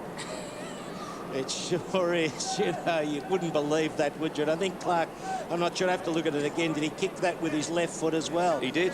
Yeah, off the deck with the left foot, and he's a right footer. I think he's a right footer, unless I got that wrong. Sometimes you make your own luck. You do. Alessio, who we already know is a big, strong mark that time, a fortunate one on the chest, and he kicks from 50, but he won't make the distance. It's drifting to the right. Sean Smith was up one-handed attempt off the ground. Oh, it's Shannon Gibson, and he's kicked it. So Gibson's been on the field for 2 minutes and has been instrumental in the last 2 goals. Yes, he sure has. What a manoeuvre. We were only saying before the game what a good player he was, Clinton. Remarkable. He kicked that point out. Kicked the point out at Preston, didn't he? Yes, to force a draw a few weeks ago in the VFL. How well he's come on with a fair dinkum burst, hasn't he? He's been sitting on the bench saying, let me in amongst it, Peter Waitman. Of course, Peter Waitman, a former coach of the Preston Bull Ants and a champion rover with the Bull Ants, and played in their grand final side, and there you saw it. Speaking of Manchester United, he's just sockered through a Beckham-like goal. Shannon Gibson it was. Yes, it's all soccer here at the MCG. The VFL now leading by 7 points, courtesy of that goal from Gibson. A scramble in the middle. Home off, by the way, for the SANFL. Colville on. When did it last rain in South Australia, David? In 1944. It was the last time we had a wet Saturday over there, Phil. Because we're bringing some rain to the poor Adelaide people. Yes. Actually, to be fair, fellas, last Saturday night it rained and rained and rained. In fact, we had hail, thunder and lightning. We lost the lights at Footy Park. Oh. So we are used to a little bit of inclement weather, but it's perfect one day and lose your lights the next. Yes, they didn't pay the bill there at Footy Park. They might need the lights as this afternoon wears on at the MCG. It's not going to be a bright one. Biglands and Lindsay. Biglands gets it down. Harvey to Brown. That was nice. Brown towards half forward. Doreen, one target there. Oh, good punch away by Hollow. This is Hollow now. All heads for the boundary line. May not reach it. Gibson there again. He's been everywhere since he came on the field just 4 or 5 minutes ago. Crowd slowly building up. The AFL hoping against hope for 50,000 this afternoon for the feature match. Will they get it? Well, the weather certainly won't hope their cause. Symes was wrestling with Lindsay, holding on illegally perhaps. And the VFL will take the free. That last shot we had, Clinton, was of about 50 Port Adelaide fans, so they're a hardy lot, the Port fans. They're here early. They are a great group of supporters in the league. Now Frost gets the hand pass over the top, not intended for Hollow. Caught by Symes. Mid-air soccer by Lindsay, misses everything, and it's going to head back towards the boundary line. The SANFL let off the hook here, and that's courage, desperation, determination, and all that sort of stuff. Trent Mills, well done. So a throw-in, 35 around from the SANFL goal. There is Trent Mills. So the VFL defence have had to work pretty hard over the opening 11.5 minutes of this second quarter. Lindsay in front of Symes. First knock and the second. Carroll hurries it towards the wing, but the SA wall was set up, and now Biglands can thump it back inside 50. The lead provided wide by Pavlich. That's number 7. Number 2, Symes, almost got in his way there, and it's over for a boundary throw-in. Yes, and it just, I think the run across him maybe took his eye off the ball, and then it just slipped through the hands. But yes, David, he should have grabbed that. That's one, that's fruit for the sideboard there. At this level, that's an important one. Symes will need to make amends now. He does the ruck work. Thumps it down. Holm tried to paddle it to heel, but doing the better work was Matty Brewer, who kicked the ball off the ground and just created enough space for Victoria to go to the boundary line. We are 12.5 minutes into the second quarter. Victoria lead by 7 points. The SANFL have got a couple this quarter, but Victoria still holding sway and have the use of a very slight breeze. Symes, front position, hasn't done much at centre forward. They'll need a lift from him. Kelly over the top of the ball has been working hard. 6 was Luke McCormick for Victoria, and towards the boundary line it heads. And again, we're out of play. Phil, this will suit the Victorians. Oh, no doubt about it. We haven't really, well, we had wet weather last week, but yes, we're used to it over here in Victoria, playing in these conditions. The ground surface is quite firm, but it's slippery, and we know what we're doing in these conditions. From behind, Biglan's thumped it down, but McCormick steals it away, goes forward into space. Nobody could take it. Reynolds was the target. Oh, I think Carroll was hit high. He clashed heads with his teammate, and he's holding his head. He's not well at all. Solidly. Oh, he's not in trouble. In a good way at all, is John Carroll. He is one hard at the ball player. We know that. Premiership Let's player. have another look at it again. And yes, colliding with his Reynolds shoulder by the looks of things. And John Carroll in some trouble. Taken by Melbourne in the 94 draft at number 26. I don't think he played a league game, Phil, did he? He shows some signs of being a good player. Yes, yes, he did indeed. I don't know about how many league games he played. No, yeah. Here we just see Reynolds coming through. Carroll head down over the ball. Oh, head clash in the end, not with the shoulder. I think it was head first, then the shoulder. Was he for John Carroll? Or not? Well, you've got to do something. I think if the stretcher's not called for, the umpire should bounce the ball and get on with the game. Yeah. But if they call the stretcher, or if it's a blood rule situation, then obviously stop it. Here's the angle from behind the goals, just to give you another look. And to know what John Carroll's going through. Head down over the ball, bang. And Reynolds, he just turned in time. Reynolds is coming off as well. No, So Reynolds, he's in the centre of the ground. Reynolds, I think, is bleeding. I don't think Carroll's actually bleeding. It just seemed to get the top of the head, didn't it, or the top of the forehead. But Reynolds, he's got a little bit of blood. Well, he there, is I'd bleeding, say. so that's why the game has stopped for the blood rule. So when Reynolds goes off, they will get it back underway. There is a very groggy-looking John Carroll. Gee, so the VFL down a couple of players there. Mark Brebner will be one of the replacements. Now, Reynolds taking his time in coming off. There is Brebner with the dreadlocks. He's easy to identify. Well, that's a bad blow, really, for the VFL, David. Yes, because he's doing well, and if Lees was, say, to open up in his absence and get some run out of there, it could unsettle him a little bit, time will tell. I think you're 100% right, Phil, because I think Reynolds had the better of Lees, and Lees was thought to be a strong point for South Australia. Well, it was a good get by the VFL. Well, you questioned it before the game. Yeah, I did. I wasn't sure whether Reynolds would be the man, but then in the wet conditions, it's ended up being the right choice. And he's really cut Lees right out of the contest. Let's go down to Ross Booth, boundary side. Ross. Yes, I don't know if you saw that. Keenan Reynolds has a very nasty cut across the eyebrow. It looks very severe indeed, and well, perhaps he patched up, and I doubt that he'd come back. I'm not a medico, but it looks very bad. Well, he'd get stitched, wouldn't he, Roscoe? It's just split open with the clash of heads, I suspect. Yeah. Okay, thanks for that, Ross. Ross Booth on the boundary for us this afternoon here at the MCG. The target there was Crawshay. Brebner straight into the thick of the action, gives it off to his Box Hill teammate in the VFL in Brewer. He couldn't do anything with it. Gee, the tackling's intense now. And David Brown, right on cue, applies another one on fellow number one, John Polkinghorn, the two captains going at it. There is Reynolds or Carroll, one of the two. South Australia smelling blood, Phil. Sounds like it. Don't want Ross Booth to take up medicine either. Good, he'd faint, wouldn't he, if he had a headache? Pearce, high ball to half forward. Holm thumps it inside 50. Vex have numbers back there. This is Hollow. Close to the boundary line. Gee, not too many options there. And it's going to favour the SANFL. Can they try and set something up here? Heel from 49 metres out. Drives it towards the square. Pavlich back there one-handed. Snipson holding the other arm. And the VFL thump it over to concede a behind. And if you notice there, Snipson used his body very, very well on Pavlich. Pavlich had the front spot, but he just leaned into him and took him out of the ball or out of the contest, so he couldn't get both hands to it. There he is, Snipson. And see, the South Australians, David, are using a man-on-man, no zone defence today. It's an old-fashioned defence, isn't it? But I think that's the instruction in this sort of game. Just grab a man and go with him. Coughlin over the top of it. Can't gather the ball. Cleverly done was Gibson. Gets it out now, Giorgio, around the corner and over the shoulder. Lees charges after it now. South Australia need a lift from Leesy. That one's out of bounds on the full, and Lees will take the free kick. Brian Lees, 110 games. Did he play at Frankston? Yes, losing grand final 2 years ago. Everyone thought they were a big chance. He played for Victoria too. Yep. A couple of seasons ago. Crawshay now on the field took a big fly for South Australia. The former Hawthorn ruckman, you'll know a bit about him in Victoria. And the South Australians love him because he's been second last year in South Adelaide's best and fairest. And he really has been the dominant big man in the SANFL competition. Would he still harbour AFL ambitions? I don't think so. Studying for a Bachelor of Education. I think he's settled in South Australia now. Colville's on to Brown, was a quick flick. Now Carter. Well, Brebner was after him, and the kick around the corner has found Simon Hill.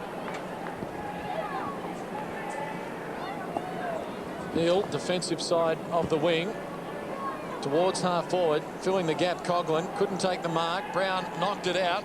Mills inside 50. Pavlich wrestling with Snibson. The Victorian defence holding up momentarily. Pavlich gives the hand pass away. Powell centering ball perfect. Doreen will kick his second. Let's go down to Ross Booth just before Scott Doreen kicks. Yeah, John Carroll's on his feet. Mrs. Carroll's here. Mr. Carroll and Damien Carroll all asking after him. He's got a sore head, but I think he'll be back. OK, thanks for Ross. We should let you know, David, Mrs. Carroll, a very famous mum in the VFL, as Scott Doreen lines up for goal number 2. This to tie the scores away. Chris, is it? No. This to tie it away as we approach time on of the second quarter. Doreen gets his second. Well, there you go. Good battling football by the SANFL boys there to slip that ball over to Doreen. They just had to work hard as the coach required, as Mickey Noonan said at quarter time. You just see them. They keep at it. Just keep pushing. And a good shepherd, I think, was in there as well. It went out to Doreen. He could have nearly slipped the ball through, but decided to just go back. Steady. Bang. I guess fitness is going to be an issue, Phil, isn't it? Yeah, well, you would think our boys, I think, are, you know, pretty well topped up. They train well, so I don't think there'll be much in it, David. So whether that becomes a factor, who knows? And the VFL players didn't play last week in the VFL, but the SANFL players did. No, I think it's a mistake. I think you need the run under your belt. We were I was very critical of the decision. Phil was more politically correct. 3-4 scores are locked away. away. In Canberra helped. As he always is. Colville, who's an exciting prospect, now on the wing for South Australia. The West Torrens player to his teammate in Pavlich. Trent Mills tried to get the handball away but couldn't. In the final wash, it was West getting the kick away, and Colville sits underneath it about 45 metres out on a very tight angle. He was looking to square it up, but he is capable, this young fellow, of kicking the distance. So this time-on period is going to be very important for the VFL. The SANFL clearly on top now the last 5 minutes. 73 games and 52 goals. 5th in the Eagles' best and fairest last year. Best team man. He's a fine young talent. Good kick. You take it, Phil. You've called it, and it is a beauty. And it puts South Australia in front. And I guess the momentum has swung towards South Australia. Well, without a doubt, David, and I think I could sense it in your voice. There was a little bit of a lick in the voice. You're up a couple of decibels there as you called that. But look, as Colville steps into this kick, you can see he's going to do well. He places it beautifully on the boot, and there's a lot of momentum in the kick. I don't know whether we're going to see it here. We're seeing everything else, but he's taking a long, long time over that football as I speak. Now, just watch this. He really does kick it neat, doesn't he? He gives it a big bang, and he drops it neatly. And there she is. Gee, those goals really do hurt you. SANFL get the centre clearance. Mills hand pass over the top for Brown. They're surging now. Puts the pass out in front of Robbie Neal. I think they're the former Saint. Harvey now. Little handball back to Brown, who's kept on running, and it looks like he'll keep running all day, the former Crow. And a boundary throw in now inside the SANFL's attacking 50, and they've gone from 7 points down to 6 points in front in just a couple of minutes. 19 minutes plus time on, so we're 2 minutes into time on of this second quarter. Although with a couple of Victorian players, Reynolds and Carroll, limping off under the blood rule, it will be a slightly longer quarter. That was effective by Lindsay, but the SANFL have the wall set up, and now they can try and thump it back inside 50. West, little knock away from Pavlich. They've still got half a step though. Doreen squares it up. Oh, chipping in front. Turnover time. Now go the VFL. Ooh. Oh, Coughlin gave it off. Clark is met solidly. No whistle on the play. Crowd getting vocal. We'll have a bounce at centre half forward for the SANFL. It's getting nice and rugged out there, Phil. Well, Crawshay went straight into Clark. He really should have tackled him, you know, because he would have had the chance. Look, there's a holding the ball. Bang! Possibly, no, he didn't have prime opportunity, but he just said, "Cop, there's little old shirt front." SANFL work it forward again. Loose ball near the square. Can they get a soccer off the ground? Almost in the back. West concedes a behind. She's tough old footy. Yes. West was good. He was very good, David. Worthy's waiting goal there, and there's Johnny Carroll. Mrs. Carroll's just had a little whisper in the ear and said, "Listen, young fella, I want you back out there. I came to watch you play, not sit on the boundary line." He said, "Get up, you wimp." She's a tough pretty mum. tough, Mrs. Carroll, I tell you. Good on her. Snipson from full-back. A long ball. Hill had to make the contest with Coghlan. Crashing through in the final analysis with Brebner. Now out to Polkinghorn. We had a dose of the fumbles, but recovers. Cop one high, still kept going. Now it's Brebner. Slick handball. Where's the direction? Going out wide to new man on Gibson. Hasn't he made an impact? Giorgio outside 50. Tries to chip it back inboard. Did everything asked of him underneath that one. Frost couldn't quite control it. Now defensively, it's Doreen to Hall. Hall, a late inclusion for South Australia, gets the kick wide. It was Kelly to Holm, and the advantage allowed to play. Holm comes back inside. Now, South Australia need to run from defence, and they're doing it pretty well. Bigland slid into that one, didn't take the ball. It recovers now out there. Chris Hollow at the back door, and right on the 50-metre line, Alessio, who is capable of kicking this one. He went to centre-half forward when Keenan Reynolds went off, so Lees has got him at the present time. He's not the longest kick around, but he could just get to the line with this one, but he must not get to too close to the man on the mark. He needs to give it the right momentum.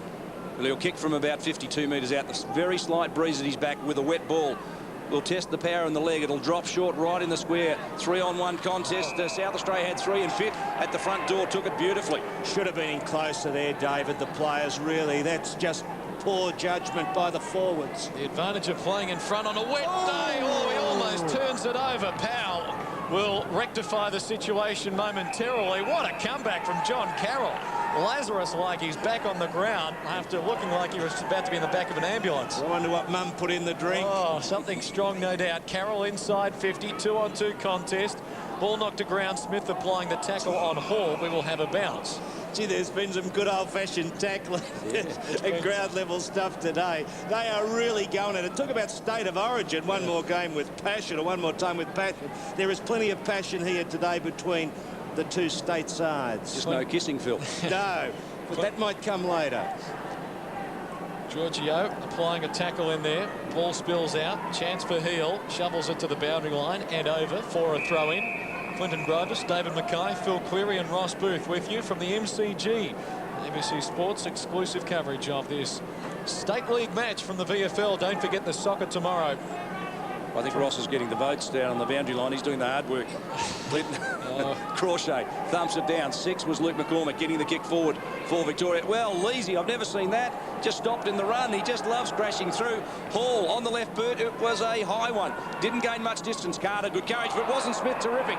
Running the wrong way. He's marked it in front of Carter.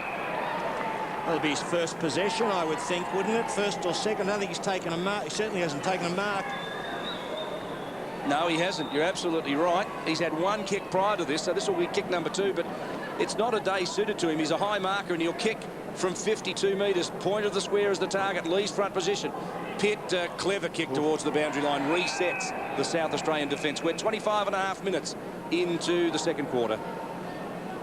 Yes, well, they really need to get a score from this forward sort, the Victorian side. Under a bit of pressure, great fight back by the SANFL. They were down by 7 points at quarter time, now leading by that margin. Lindsay and Crawshay. Lindsay gets it down. Frost twisting, turning, caught. Good work by the defence. Look at the red uniforms there. And will they force another bounce? McGeorge shovels it out. Chance for McCormick. Running out of room. Soccer off the ground. Oh, he hasn't, has he? Tranquilli. What a great goal. Wow. The second off-the-ground goal for the VFL this quarter, and the former Magpie, Andrew Tranquilli, squeezes something out of nothing there for the VFL. Well, boy, oh boy, I think the people in Adelaide would be just wondering what that was all about. Tranquilli slipping that one off the deck. You wouldn't have believed that, David, would you? Like this, it's really tough. The SANFL boys know it's close. It's just real rugby stuff here. Look at this. Can you believe it? And out she goes. And finally... if the other one was David Beckham, that's Andy Cole. That is unbelievable. Former Marceline College boy. I think God was on his side. He or she was. Yes, well, you are very politically correct, aren't you? David McGeorge from the back pocket. I like the way he goes about it too. Big mover was Shannon Gibson, the Preston Knight player, has had a huge impact since coming on. Lees, he just missed everything in his area, Lees, today, and unusual because he's been a model of consistency and hardness for Port Adelaide in the SANFL. Yeah, but these sort of days, you know, They're hard, David, aren't they, for those tallish players, you know, the 6'3" blokes who've got to run out. He seems to revel in these conditions. Yeah, but Adelaide. I suppose you expect that sort of attacking game from him. That's the problem. Having to attack, you know, demands so much of him anyway. Harvey on the left boot towards half forward. Biglands, who seems to have taken that key centre half forward position. They've changed with signs, but the siren sounded. It's a 1-point ball game as we go into half time. So, tough, rugged contest, exactly what we thought. The VFL, as we mentioned in our opener, have placed plenty of importance on this game.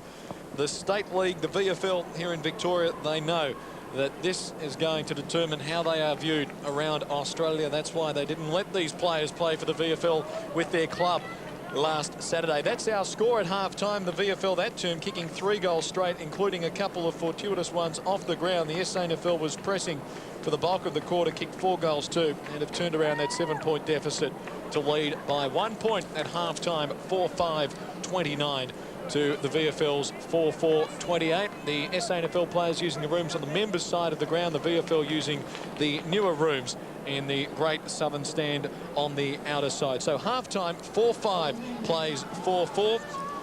It's the SANFL players walk off. Let's check our goal kickers to half-time. And for the leaders, the SANFL, Scott Doreen kicking a couple of goals. Pavlich kicked 1 and Colville kicked 1, while for the VFL, all singles, Clark in the first term, Gibson in the second term, along with Giorgio and Tranquilli. Half-time at the MCG, the SANFL 4-5-29, leading the VFL 4-4-28.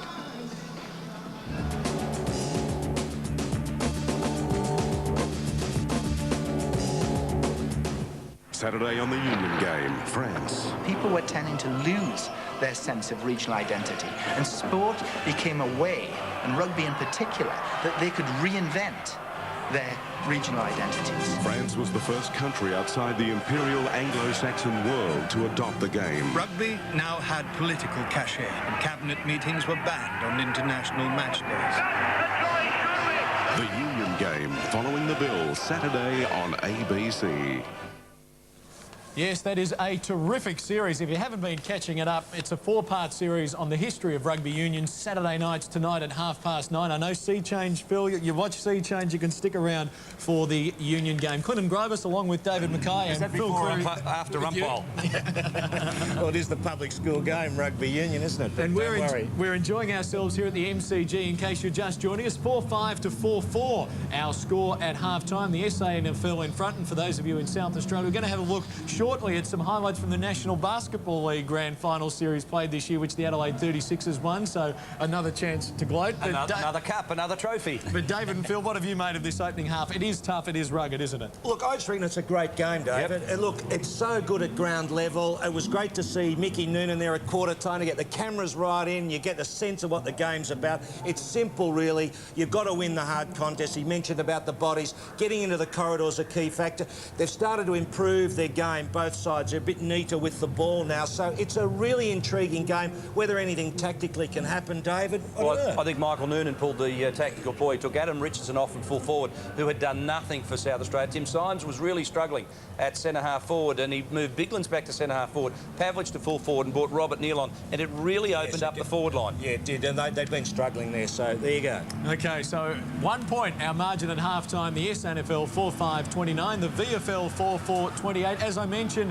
As you mentioned as well, David, the NBL basketball crown headed back to Adelaide when the Adelaide 36ers won their back-to-back title, beating the Victoria Titans in the best-of-3 game series. We're going to take you back now to the powerhouse to have a look at those great moments from Game 3 of the 1999 NBL Grand Final Series. With me in commentary is Daryl Pearce and Cal Bruton. Titans will be patient in offence all evening. It was their style of game, 88-82 in game number 2. Frank Drimmick working. Oh, great fake. Got Catalini in the air, and Ben Pepper with the follow to jam it down. We saw in game 2, I thought Adelaide were pretty shaky on the defensive boards, and we saw Pepper and Wheeler get on the glass, and they've got to do a job on that to be competitive. Brett Wheeler in particular, outstanding. Kevin Brooks, an air ball to start. Well, much has been made of his shooting touch. Just 7 of 30 from the field so far. He starts with an air ball. D-Mac starts by kissing one in off the glass. The Titans are out by 4. Rees, she was given plenty of latitude by Pepper. a couple of times. Catalini to try and break out of a shooting slump. He wasn't shy. Fresh 30 seconds for Victoria. Catalini trying to knock it away from Drimmick. Drimmick wheeling and dealing, going baseline, had it blocked. Catalini, big defensive rebound. But Adelaide is starting slow offensively, as they did on Wednesday night. Ma put on a move, goes all the way, count it. What a move by Brett Maher. He's got lots of skills. He went to the bucket tough on that one. Adelaide come up with it. Here's Brooks, yet to get going. Catalini working against Jason Smith over the top. Adelaide in front. He looks hungry. He's looking to score at every touch. Titans came out early to an 8-2 lead, but Adelaide have since turned it around. ABC Sports exclusive coverage of the NBL Grand Final Series. The 21st championship well and truly on the line tonight. Adelaide looking to make it back-to-back titles. Brett Maher faked Mike Kelly, can't hit, gets his own rebound. Catalini lopes inside, hands off to Davis.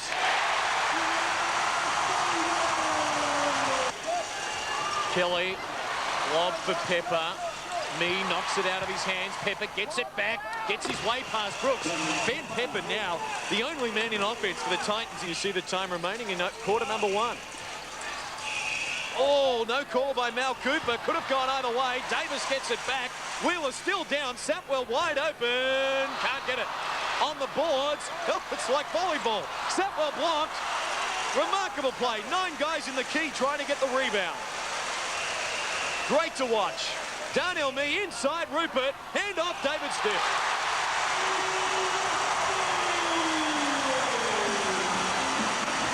Blocked by Stiff at the other end. Pepper muscled inside. Ma double teamed in the corner. Hand off to Stiff. They reset. Catalini pulls it in. Goes to work over Jason Smith. Darnell Mee can't hit. David Stiff muscled his way there. Brooks again. Yes!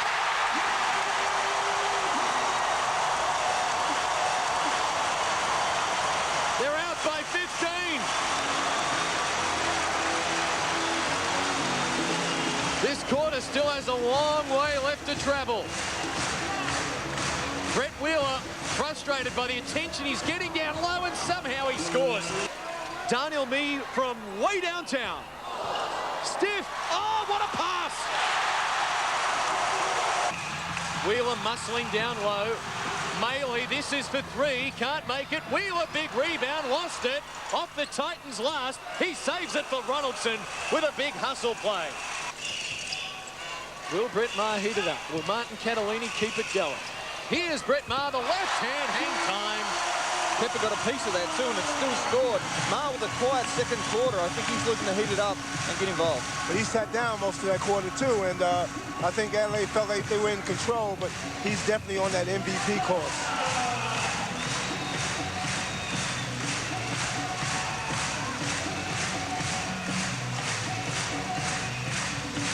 Shot clock at 8. Ronaldson, tough hoop, couldn't get it. Catalini the rebound.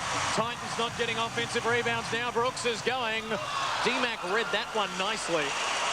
Catalini just had a little glance where he was going to pass it. He thought, do I go upstairs or bounce pass? McDonald was there. Kelly keeps firing and hits finally. Rare footage. Rare footage. That's good call, Dow. But you know what? It only takes one sometimes to get your confidence going. Exactly. And the other thing is now you've got to go out and defend him and maybe loosen up the paint. Oh, Rees gets it back. Offensive rebounds killing Victoria. Titans with some motion in their offense. Drimmick.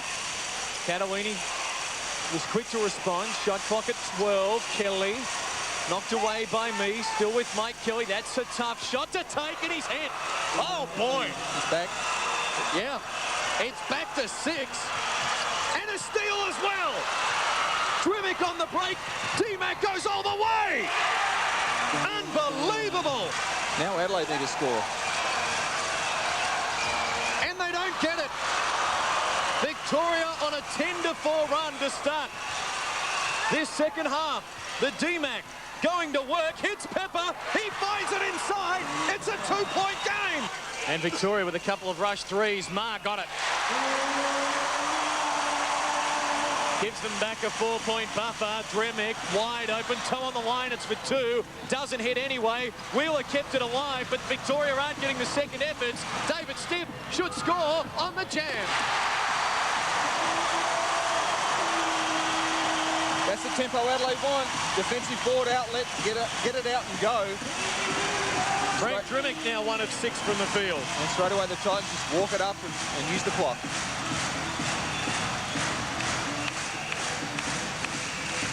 Ronaldson. Shot clock at 10. Stipp trying to draw an offensive foul. Davis cuts off the pass. Momentum changes again. Now it's Adelaide on top by 6. And Victoria again with the work to do.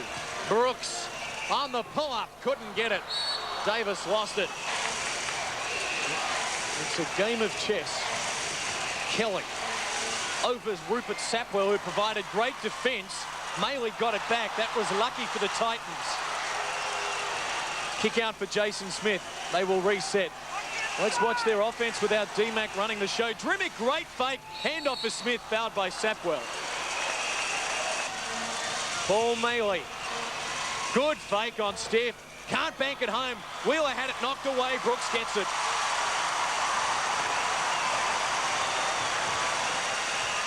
Sapwell, this will bring the house down. Great substitution. First touch, knocks down a 3, and he wouldn't have made that shot last season. He's worked on his outside game. 7-0 Adelaide run. About to be 9. No. Brooks thought 1 on 3 was against him at that stage. Ryan Goodgen might have to use another timeout. Blocking foul on Kelly. I think McDonald and Ronaldson will be back into this game pretty quickly. Just, you know, Titans seem to have lost their rudder. And here he comes.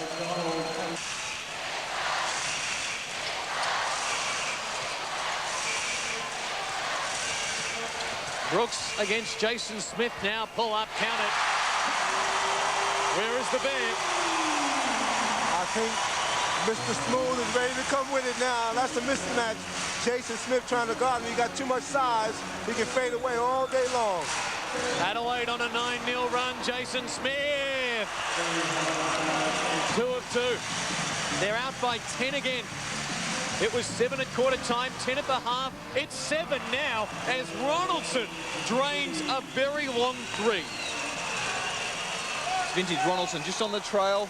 No one normally picks up a big player at 6'9", that far out from the hoop, but he can definitely ding the 3. Sapwell got open. Great pass, David Stipp. No change to the 3-quarter time score.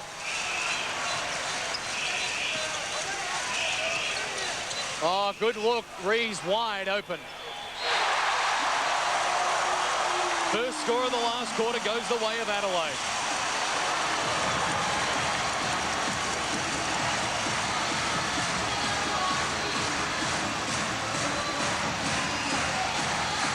Big factor here too is which team gets to the free throw line first in the bonus down the stretch. So with only 2 fouls to the Titans and 1 to Adelaide. Yep. Kelly for a 3. Mike Kelly hits his 2nd of the game. They're trying to put pressure on Jason Smith with Catalini.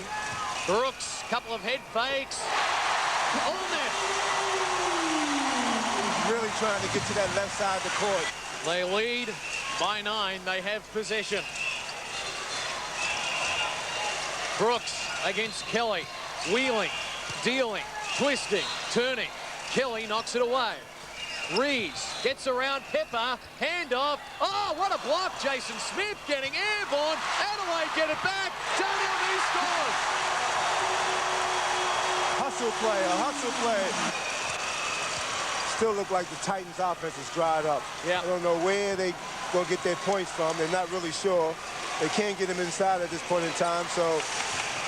Oh, that's a good drive, but it's a block, but Wheeler follows to score.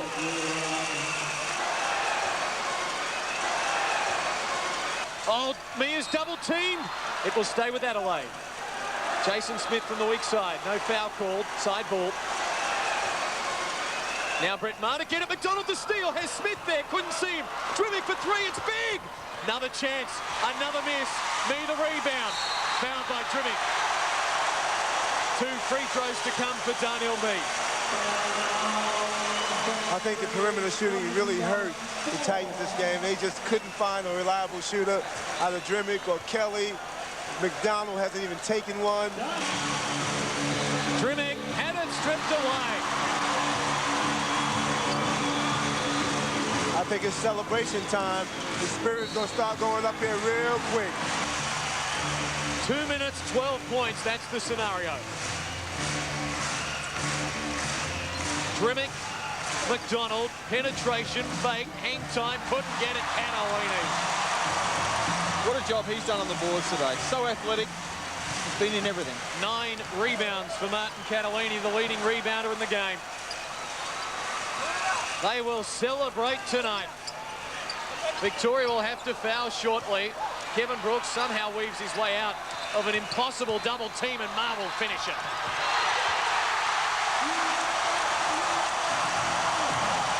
Oh, shucks. The music is starting to heat it up now.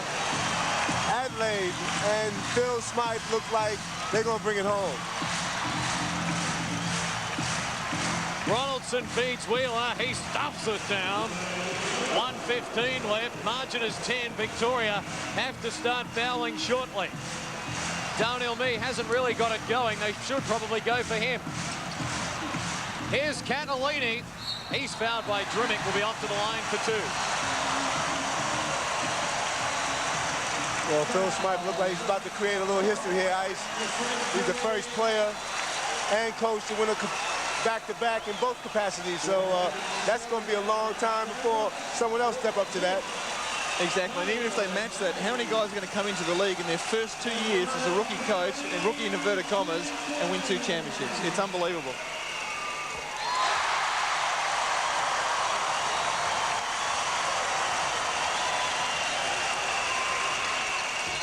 One of 2 for the Cat. 13 points the difference. Brad Sheridan into the game for the first time in the playoffs was a fraction short. As we check inside of a minute to play, as the fans stand as one.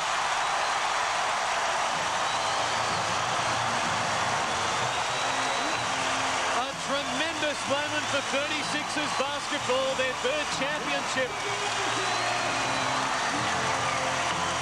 Steph Cannellini, he's done it all. Not this time. They're already playing We Are the Champions. David Smith into the game, couldn't get it. It will stay with Victoria, but frankly, who cares? Look at this place. Celebrations for Adelaide.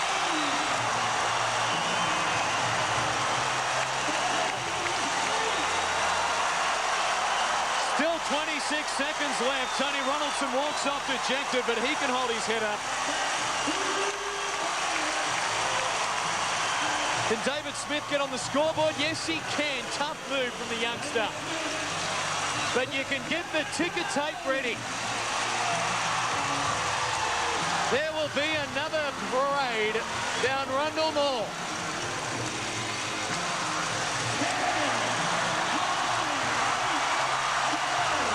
The Adelaide 36ers are back-to-back NBL champions.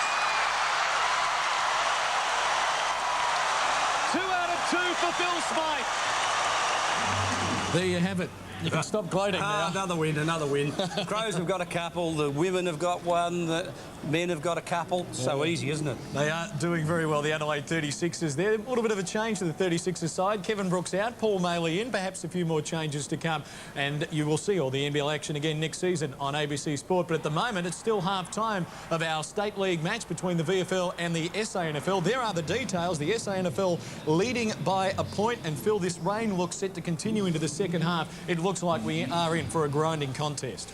Well, you know, when you look at it, you'd be inclined, I think, David, to think that the Vics have had more of the play, even though the South Australians had more of it in the second half of the second quarter. They got those 4 goals. There doesn't seem to be much in it. The question is fitness, possibly. I think the South Australians should be fitter. I think if you just look at the intensity that they play over 4 quarters, I think weather conditions here probably contrive against you guys in terms of the elite fitness. I think South Australia would be thinking that they'd be fitter and they could run over the top of you. The other thing was that I thought Victoria got a couple of lucky goals in that second quarter, which kept them in the contest. Especially. Yeah. Tranquilli's goal was a freak. Yeah. He had God, he and she on his side, no question about that. Marsland boy, it's he. Marsland boy, it has to be, doesn't it? But I thought there were a couple of lucky goals that kept Victoria in. I think South Australia clearly had the upper hand that quarter. Let's take you through the highlights now of the second quarter. And Phil, some terrific action. Well, look, Mickey Noonan, we saw him at quarter time. He really revved the boys up and they got into it, and Doreen really came into his own. 2 important goals in that second quarter. And David's right. Look, the Vics had to work hard in a couple of scrambling ones. That one was a good piece of work down the corridor from that midfield. And Giorgio, important. But, you know, David, those mid-range players, Polkinghorne, Clark, Giorgio, Taylor, they really need them to be doing well. And Polkinghorne drifted out of the game a little bit. This is the big mark, Pavlich. Young Matty Pavlich, 17 years of age, playing state football after 6 senior games. It's not a bad effort. Oh, he's going to be good. He's good at that top end, isn't he, doing the big things. He's got to work on the mid-range stuff, you know. And getting there. I thought Gibson was important for you in that second quarter. He came off the bench and really gave you something. Well, he was blistering, wasn't he? He set 1 goal up and then he kicked another, and that one off the deck. Amazing, 2 goals off the deck to the Victorians. How many of those are you going to kick? You kicked 2 in that quarter to keep you in the game. Well, we just might have another couple up our sleeve. Why are you so sceptical about that? We play in these conditions all the time, just because it doesn't rain in... Pavlich was good here, gave it out to Harvey. And Harvey's had good presence of mind. Doreen has kicked a couple. He's been important for South Australia. Yeah, it's a ground level game, but as Mickey Noonan said, the big fellas have got a roll. They put it to the deck, and West, they're slipping the ball up, but this... Colville. And I commented at the time, I love the way he kicked that ball. Yes, Gavin Colville plays on the wing for the Eagles in Adelaide. He's a tough, dashing wingman, stroke half forward. He really has made his name as an uncompromising running player. Yeah, good player. And that was just an important goal. Now, look at Frost trying to do a lot of times. He's got to get the ball out and set play up, but we see here... Tranquilly. Oh, unbelievable. Tranquilly there off the deck, and that was just one of those 2 key goals off the deck, and there you see the stats. And there are the statistics. The SANFL against the VFL. The VFL had 14 more possessions in the opening quarter. So as you can see, the SANFL had 18 more touches in the second quarter. They've now had a couple more marks. The hit-outs even. Inside 50, the SANFL 13 times to 7. 13 times inside 50 for 4 goals, 5. The Victorian side 7 times inside 50. And they kept it in a couple of times. Have kicked 4 goals, 4. Let's go down boundary side now. Here's Ross Booth. Thanks for that, leaving me out in the rain, Clinton. It's rained heavily during half-time, so conditions have worsened. Just having a chat to Mick Noonan. He told me we were going to live into South Australia, but very matter-of-fact and relaxed. He wasn't keen to talk. Just said all I'd talk about was the shocking Melbourne weather. So he's very relaxed but quiet, sitting. He's been sitting out for about 5 minutes. The South Australians have been out a while. Into the Victorian room, Keenan Reynolds has got a 4 to 5 centimetre gash in his forehead. It's gone down to the bone. He's being stitched up, but I doubt that. I mean, he'd be coming back. It was a very nasty injury. I had a close-up look as he left the ground. So that's very bad news for Victorians. John Carroll is okay.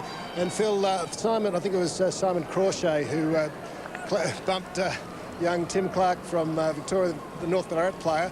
And you'd perhaps be interested to know that Simon Crawshay is an OM. They can explain to Dave Mackay and all the South Australians what an OM and Old Melburnian is. But there was a bit of a roar from the members when that bump came across. And the general up there, the Major General, he got very excited. Terrific. Thank you, Ross. We've still got a couple of coffees up here, Ross, but we've drunk them. Sorry.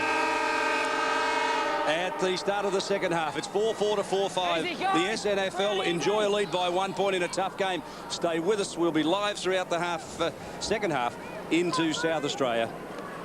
Good work there was Gibson again, working hard. Loose ball falls Tranquilli, who kicked that amazing goal. It's dragged off the ball by Lees. It's a free kick, and Tranquilli will take the free kick from 40 metres out. Just testing the distance, David. Yes, well, Keenan Reynolds must have been a deep cut, and Ross, as you said, as he explained, Reynolds will be doubtful. Anyway. Tranquilli, who's kicked 1, had a stint with Collingwood. I think he played in the elimination final just 5 years ago. Now playing with Box Hill. Drafted in 1993 to Collingwood. Let's have a look at the kicking style. It's pretty compact, good balance, but he's dragged it way off to the left, and it's out of bounds on the full. Well, you've really got to put the ball inside to the corridor, 15 to 20 metres in, to give yourself a chance front and square, as they say when they pull out the cliche book, Clinton. Another former Magpie, Stephen Pitt, brings it back into play. Frost, the punch down. A couple of SANFL players are there. This is Powell, twisting and turning. Brebner got him, forces a hand pass. Pitt, though, waits underneath it. Gee, this is a chance for the VFL if it comes to the ground. It does. Oh, good soccer off the ground by Holm. Up towards the wing for Brown. He's given them a captain's performance. Carroll knocks it out wide. Still a chance, though, for the SANFL. Close to the boundary line. Carter delivers it short. Good hook up now. Holm fires it out for Colville. This is a good setup towards half-forward. Sliding forward and taking the mark. No, Mills had first purchase. Couldn't trap it in.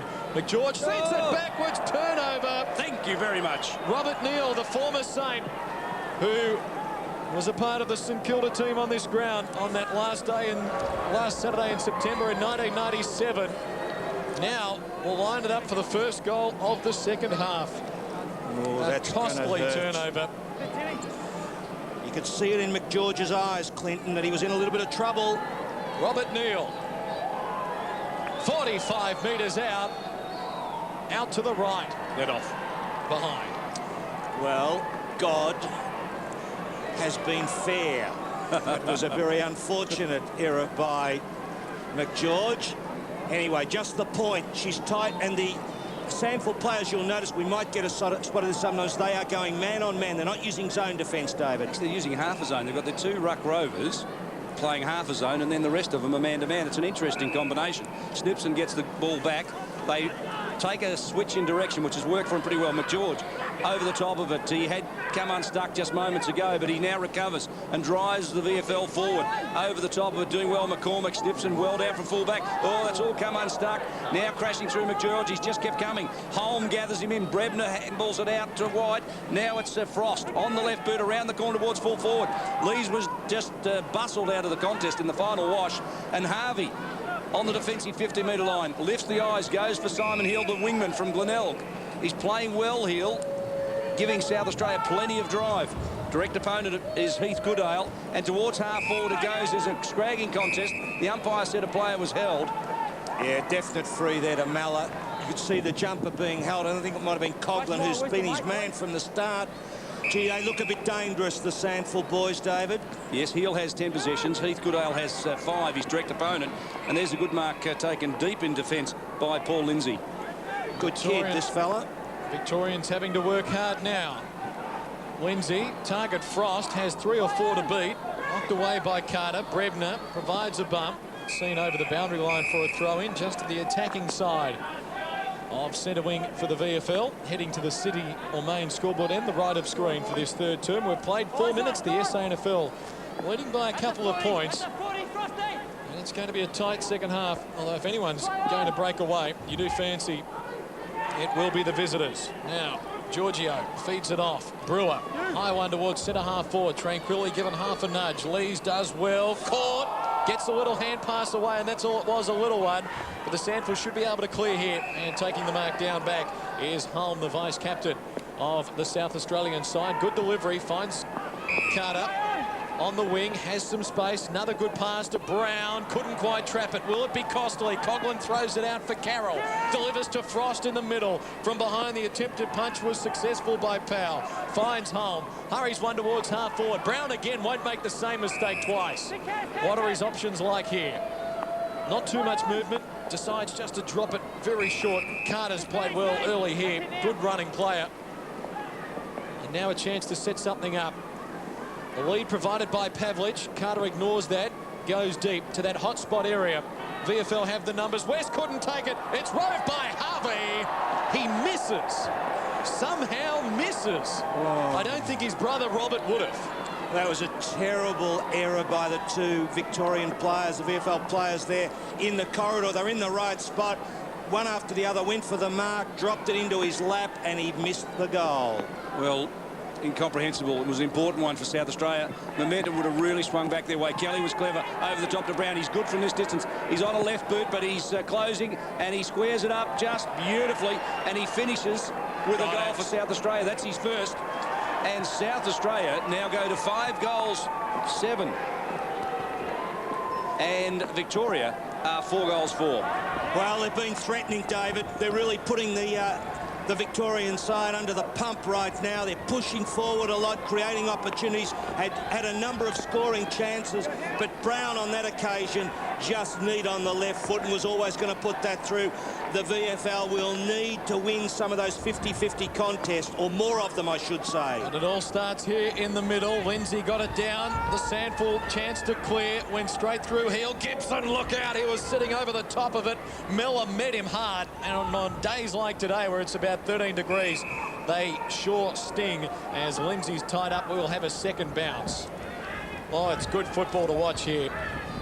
May not be entirely pretty at times, but you know these players are giving it absolutely everything. Biglands and Lindsay. Chance for Colville if it sits for him. He's still got time. Now he's pinged. Kicked away by Doreen towards centre half forward. The man charging after it is Mills, number 14, alongside McGeorge. Symes with a hand pass out for Carter, continuing his good form. Pops it up inside 50. Ball goes to ground. West now doesn't have many teammates lending support. Brown shovels it out to Neil. Sends it forward. Mills, his attempted soccer is touched out of play. We will have a boundary throw-in. Well, look, you can see how they are. Mickey Noonan's instructions at quarter time were simple, were they? Get it forward, and that's what the SANFL boys are doing and trying to create those opportunities. And the Vics are not getting enough of those 50-50s.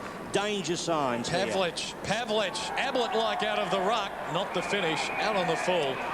Free kick for Victoria. I can hear a bit of a dull roar from the fans. Yes. It looks empty, but there's plenty of patrons underneath the shadows of the stand throughout the Great Southern Stand, and a few hundred in the members as well watching on. Good crowd building, and perhaps 40 or 50,000 expected as Snipson, well, takes a dangerous option. Neil's underneath this one, and he's taken. Now he can quickly play on if he's got the presence of mind. He does so successfully. Drives it bang long and low under it, working well was Heath Goodale. But look at this. Harvey won't miss this time. Anthony Harvey from point-blank range gets his first. And South Australia's 6. They're 6-7. Victoria are 4-5. South Australia have got the last 2, and Victoria are in danger of losing touch. They certainly are, David. We asked the question over a coffee at half-time, didn't we, about the fitness of the VFL boys. Now, the VFL players train hard. Did the week's rest make any difference? Will that be a factor? Who knows? But what we do know is that the South Australians are really winning the close contest, and they're putting immense pressure on the back half of Victoria. Got to start winning the ball in the midfield, the VFL. 6-7, plays 4-4. Another scramble in the middle, but again, the SANFL winning those 50-50 contests. Miller towards half forward. Chance for Symes, running out of room, left it behind him, has some support. It'll go back to Symes anyway. From 50, squares it up. They could get this. Yes. They have. Harvey again. Well, this has changed. The complexion of this match since half-time really has changed. And now Anthony Harvey, who's kicked 1 goal, 2, and 1 out on the full, included in that a poster. Have a look at the grab under pressure. Look at Wet this. Ball. Oh, and his head is straight, David. There's no dropping it head there. Gee, you love players who take them like that. He's 26, and I don't think he's too old for AFL yet. This for the 3rd goal in 4 minutes for the SANFL. And he's missed another one. So 1 goal, 3 and 1 out of bounds for Harvey. He could have just about given the SANFL a match-winning lead off his own boot today. I guess he's answered the question, Phil, hasn't he, about why he hasn't been. He has sprayed him a bit. The finish, yeah. If you're super small, you've got to be super quick and very sharp around goals. And just when you think an AFL scout might put a tick next to his name, he misses one like that. And I guess they get a bit disappointed. Well, yeah, because it's such a precision game at the top end, isn't it? You know, you can't afford those sort of mistakes, and VFL again under pressure. I like the way Coughlin goes hard and attacks it. It's interesting too, this the way they on the kick-outs, the South Australians just putting those 2 players out. So they've done away with the old zone defence where you go 3 on each side and a couple of others. It's sort of man-on-man but 2. 29 is Paul Lindsay. Takes front position, thumps it down. crashing through and getting it out was Mellor. Quickly done was Brewer. Oh, stolen by Mellor. He's a clever player. Left footer, he goes on the right foot in towards the forward line. Pavlich one-handed attempt. Snips has done a good job on him today. And a good contest between Neil and West deep in defence. So the Victorian defenders are doing a pretty good job under enormous pressure. Well, David, the real problem is that the midfielders are struggling so much. The ball's down in that 50 all the time. They are doing particularly well considering the pressure they're under. Victoria inside their own 50 just once in 11 minutes of this third term. Lindsay wins it down. Pavlich went without it. Working hard as Brewer. Soccer off the ground, doesn't reach the boundary line. Harvey caught in turn by Brewer. Colville has it soccered away. The VFL defence needs to hold up here. Brebner. Well, they can't thump it back inside 50. Caught high was Kelly. And now it will go back inside 50 once again. Well, gee, Polkinghorne, who gave away that free kick, and Kelly's his opponent. Polkinghorne's drifted out of the game since the first quarter. Given a nudge underneath it was Pavlich. Lindsay too slow on that occasion. Snibson not so. McCormick towards the 50. They're the marks that have to be taken. Brebner to John Carroll. Now here they go straight down the middle. Vacant centre half forward position. If it goes past these players, Frost gave a nudge. Smith having to come a long way up the ground to see the footy. Frost caught by 3 South Australians and will have a bounce in the middle. It's 44-28. After 12 minutes of this third term. Well, we're up in the crow's nest here, and it's pretty hard to see a lot of the footy, but there is one little advantage. You do get a good side-on view at times, and Frost just put a nudge in there. A little nudge, Pitt. Playing out of a back pocket today and playing pretty well. Giorgio stole it away. Oh, Brebner running inside 50. He's 35 and closing, goes to the unprotected goal. And that was an important kick, but he's missed it. Wasn't it ever against the flow? If you can just pluck one against the flow too, it just gives you a boost, David, doesn't it? Just keeps you right in amongst it psychologically too. They needed it. They're under pressure. Here's the opportunity. I think that $100 might have to come out of your parliamentary superannuation, Phil. Hall kicks it to the 50. That wasn't first touch. I didn't leave with any of that, unfortunately. Wasn't there long enough. They didn't catch you on the travel routes? No, they never did anything like that wrong. No, it's only a short train ticket from in the northern suburb. Ball tossed in the air, tapped down by Biglands. Chance now, could Smith reach this contest? Frost couldn't get it. Smith off the ground, a third one off the ground. No, misses to the right-hand side. Another behind for the VFL. Let's go down to Ross Booth. Keenan Reynolds is back. He's jumping out of his skin. He's strapped up like a mummy. But the Victorians felt that they lost the balance at half forward when he had to go off the ground. So maybe there's a chance in the Vic still. I think they did, Ross. It's a pretty good comment that. They certainly lost something when he went off. And for our South Australian listeners, when we're joking with Phil Cleary, he's one of Victoria's most famous politicians who only served such a short time. 4 years. Dimber for Wills. That's a long time in politics, believe me, 4 years. Got like 25 years of football, I can tell you. Signs, front position. It's like being an AFL coach, I guess, Phil. That's what you're saying. Thrown away was McCormick. 7 was Matthew Brewer, who's worked pretty hard deep in defence for the VFL. And look at that. Gee, he was playing, but look, you know, I did mention it earlier, Turn Ross has referred to it again, that when he went off, it changed the flow. You know, he was really just doing, he must have been good psychologically out there too, Dave. He must have been doing a lot of good talking. I think he had Brian Lees intimidated, if you don't mind, and that's a pretty tough thing to do. Leesy is very tough and hard at it. Luke McCormick went short. And Colville toe pokes it forward just to give himself a little bit of space. Alessio, it was, who came off. And now South Australia through Doreen go long towards home. He's got it, one by the cherry, two by. Pavlich tried to get through traffic, couldn't do so. Gets the handball to Harvey in turn. Mills, look at the quick hands, and Doreen around the corner, touched on the line. A good effort by South Australia. But I tell you what, that Adam Coughlin, I'd love him Phil in my team. You look at him. You look at him and you say, that bloke couldn't play football at all. He just doesn't look it, but he's always there or thereabouts. That was a good bit of work by them to hold that off. It's a tight old game, really, in the sense that if the Vics don't get one, Clinton, they're in a bit of trouble. Tranquilly on the bench now as West finds Brewer.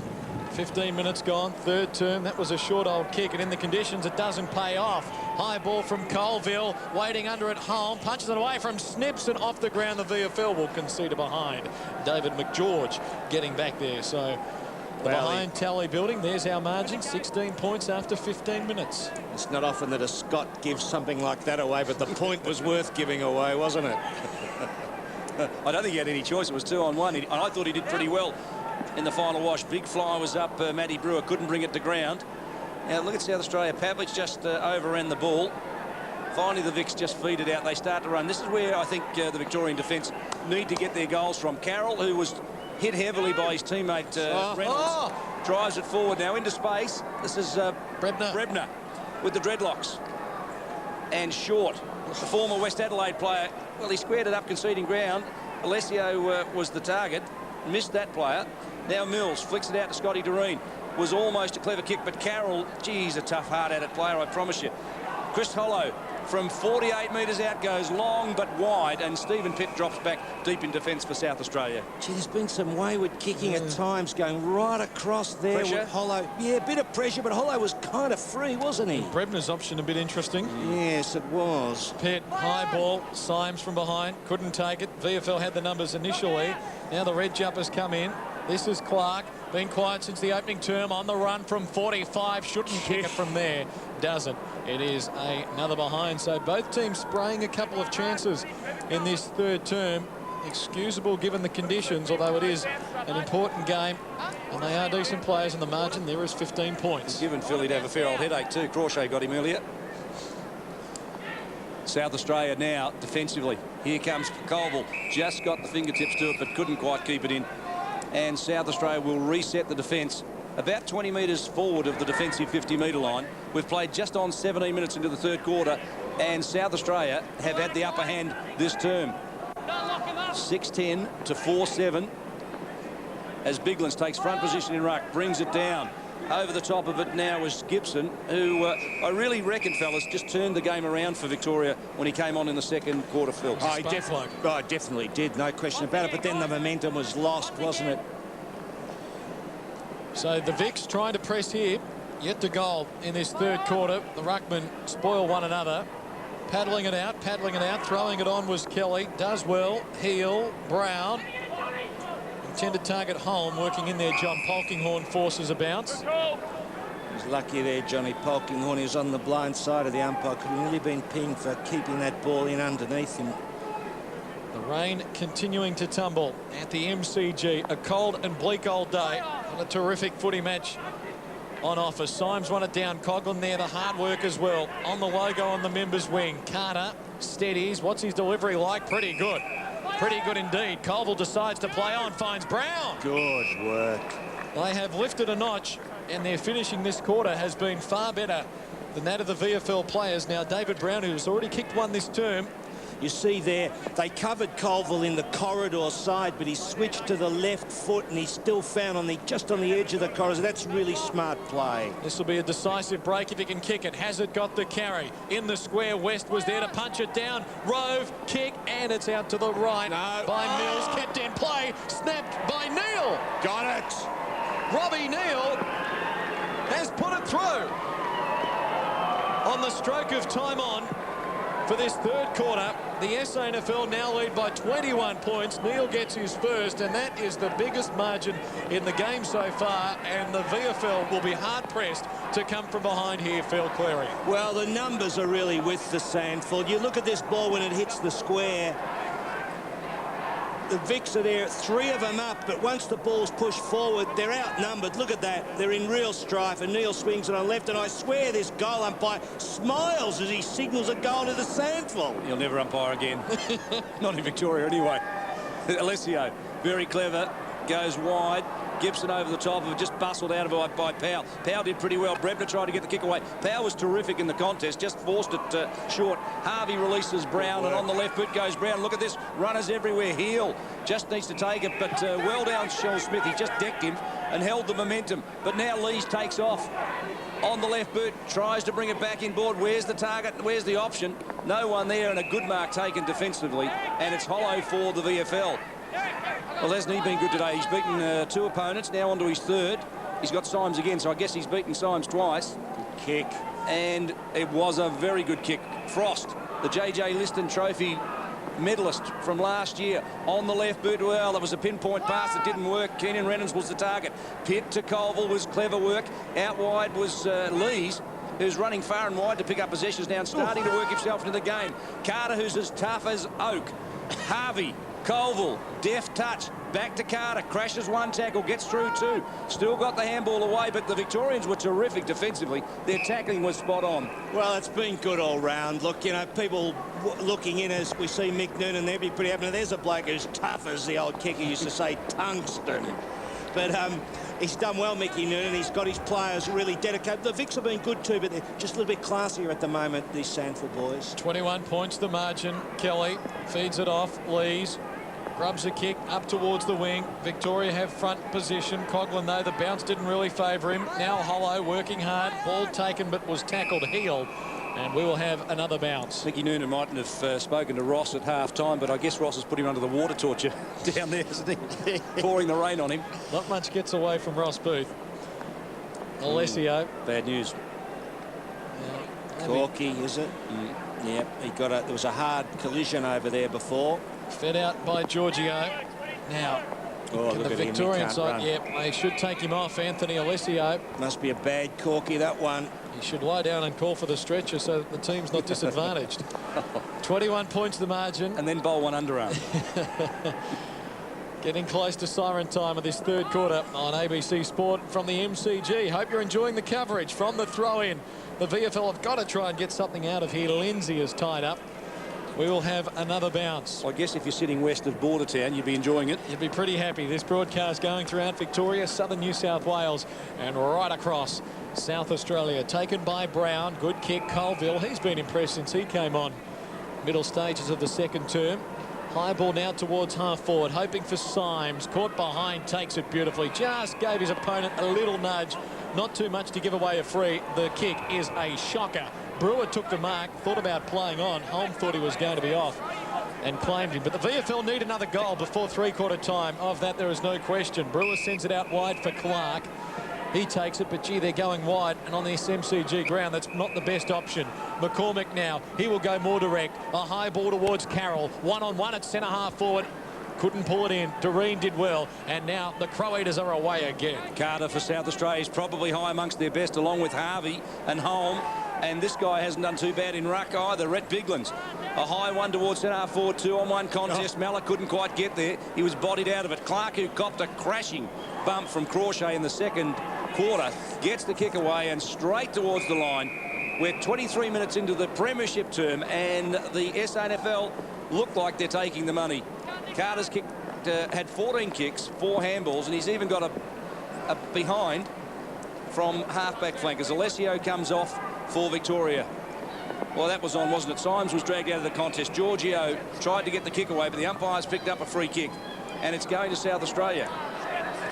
Yeah, Scott Taylor replacing Alessio, so they go a little smaller. I don't think that'll hurt them, but Smith hasn't been in the game down there, and that's been a problem, David. Brown, short. Well, the kick was a little stray. Snipson gathers it in. Harvey worked hard. Well done out the back door was Brebner to Hollow. They're running now, and it's West, the fullback. Well done, Frost. Well, he's had a difficult day, it must be said. Heel couldn't quite take it out. Now it's Scott Taylor, who's just onto the field. He's had a couple of stints with the Western Bulldogs. He looks a pretty tough sort of player. Talk about tough. John Carroll, who was knocked unconscious, buried 6 feet deep, and has resurrected himself to come back and play a stirring third quarter for the VFL. He is tough. Well, we saw his brother down there, Damien, as we were going out for a coffee too, and he looks to have a crook shoulder, so he'll be out for a few weeks. That's the old Springvale. Jim Stein story, isn't it? He was cremated last week, and he'll play this week. That's right. He does. He really goes at it, Carroll. But the goals are difficult to get at the moment. Reynolds pushed off it. And the VFL were pressing, but the timekeeper was pressing his finger on the siren at the same time. And the third term, as David Mackay mentioned, the premiership quarter, and it was this afternoon in the third term, the SANFL kicking 3 goals 5 to the VFL 3 behinds, and with a quarter to play, the VFL are going to be hard-pressed to win from here. There is the score at three-quarter time, 7-10-52, the SANFL. Victoria, 4 goals 7 31. So the SANFL looking good. They were trailing at quarter time by 7 points. They turned things around to lead at half time by 1 point, and now with a quarter to play. The SANFL 21 points clear. Our goal kickers to three-quarter time. Doreen has kicked a couple. Singles for Brown, Pavlich, Neal, Harvey and Colville for the SANFL. All singles for the VFL. Clark, Gibson, Giorgio and Tranquilli with a quarter to play. The SANFL leading by 21 points. Gets on his favourite. It's finally here this Sunday, live on ABC from Olympic Park, Melbourne. South Melbourne take on Sydney United in Australia's premier soccer competition. There can be only one winner. The National Soccer League Grand Final live across Australia this Sunday at 3 Eastern Standard Time on ABC. Yes, enjoy that with us tomorrow afternoon from 3 o'clock Eastern Time. What a terrific afternoon's entertainment that should be with the grand final of the National Soccer League. We've seen some great entertainment so far in this match here at the MCG, and the SANFL leading by 21 points with a quarter to play. And just a quick word on what game you've got coming up next week. David, next Saturday in the SANFL, what's your match of the round for viewers to look forward to next Saturday? Sturt and West Adelaide at Unley Oval. That should be a beauty. Sturt, of course, last year's grand finalist, who really have been down in the dumps the last 3 weeks, losing. West Adelaide, I think they finished third last year, and they really are improving. They knocked off Port Adelaide just a week or so ago. They were undefeated before that, so West Adelaide in good form, and Sturt needing a win to get back in contention. Should be a good one. Let's go down to listen to VFL coach Peter Waitman. But we're going to come back now. It's our opportunity. Okay. Back to centre half forward. Mike gets a target. Cross down his okay. Matty Brewer on a half forward flank. Do the work the changes there. Johnny Giorgio just start in the middle. Johnny Holt's on the flank, and then just will rotate you from there off the half forward flank. Look, we said before the game it was going to be a dogfight. We knew what we had to do. We knew we had to make a contest at every issue. We had to get our hands on the ball first and support that player and back up to receive or bump or shepherd or whatever that required to make it easier, an easier path. What we've done is just drop back a bit. We haven't got possession of the footy, okay? We need to get our hands on the ball first in the centre square and work for each other from there. Lock it on. Come right up the ground, okay? Have the half forwards right up. Leave the square, okay, available steady on his own. We're going to work the ball quickly to our forward line. We've been too slow to get the forward from back to forward. No fancy handballs. Okay, first player that's free, kick the ball long. Let's work down the corridor, shift, square it up down back and work into the corridor, okay? You've got to present yourselves. The blokes down back can't kick the ball to a forward or someone forward to the play if there's no one there giving them an option. And that's what's happened. We've just dropped off in a lot of areas that we talked about and worked on earlier. And we're going to come back now, okay? Come on, boys, come on. Pick those blokes up, be accountable, make sure that you move the ball quickly and long. That's what. This has got to be our first kickers. Goal. Our first scorer's got to be a goal. First scorer's got to be a goal. So a very excited Peter Waitman, the coach of the VFL, like a race caller calling the 100-metre final at the Olympics. He's firing out the words quickly there. Plenty of pride on the line for the VFL and the SANFL for this match. Phil, let's take in the highlights now of the third quarter. It was the SANFL's quarter. 3 goals, 5 to 3 behinds. Goals for Brown, Neal and Harvey. Here's Brown on the run. He's impressed, hasn't he? Well, he has. Look, the SANFL boys flogged us at ground level and in the midfield, and they ran the ball out of our attacking area, the VFL attacking area, at will. The defence was under immense pressure. There's some really good players down in that back half for the VFL. West has certainly been one of them. Coughlin and Co and Hollow have all been good. But they've been under him. Look at this, you know, inside 50. When it keeps pounding down on Harvey, I tell you what, that's a gutsy mark. And this bloke Brown, the left footer, slips it up. And really, they all messed up there.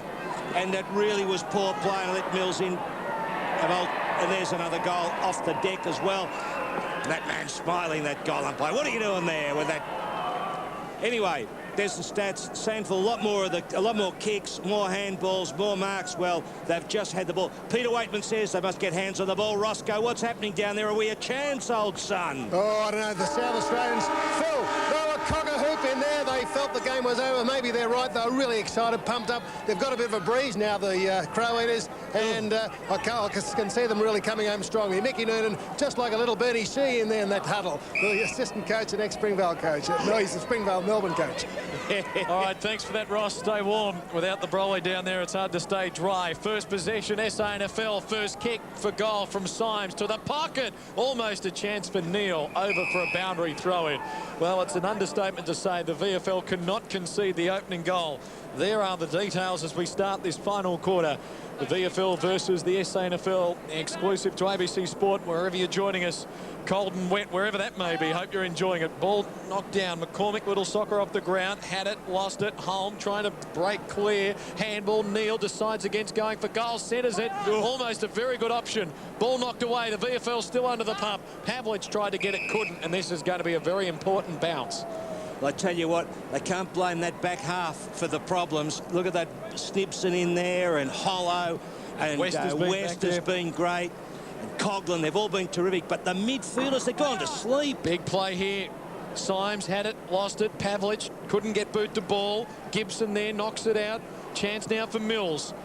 McCormick harassing him, gets it back. Heel couldn't get it away clearly. Brebner to Gibson.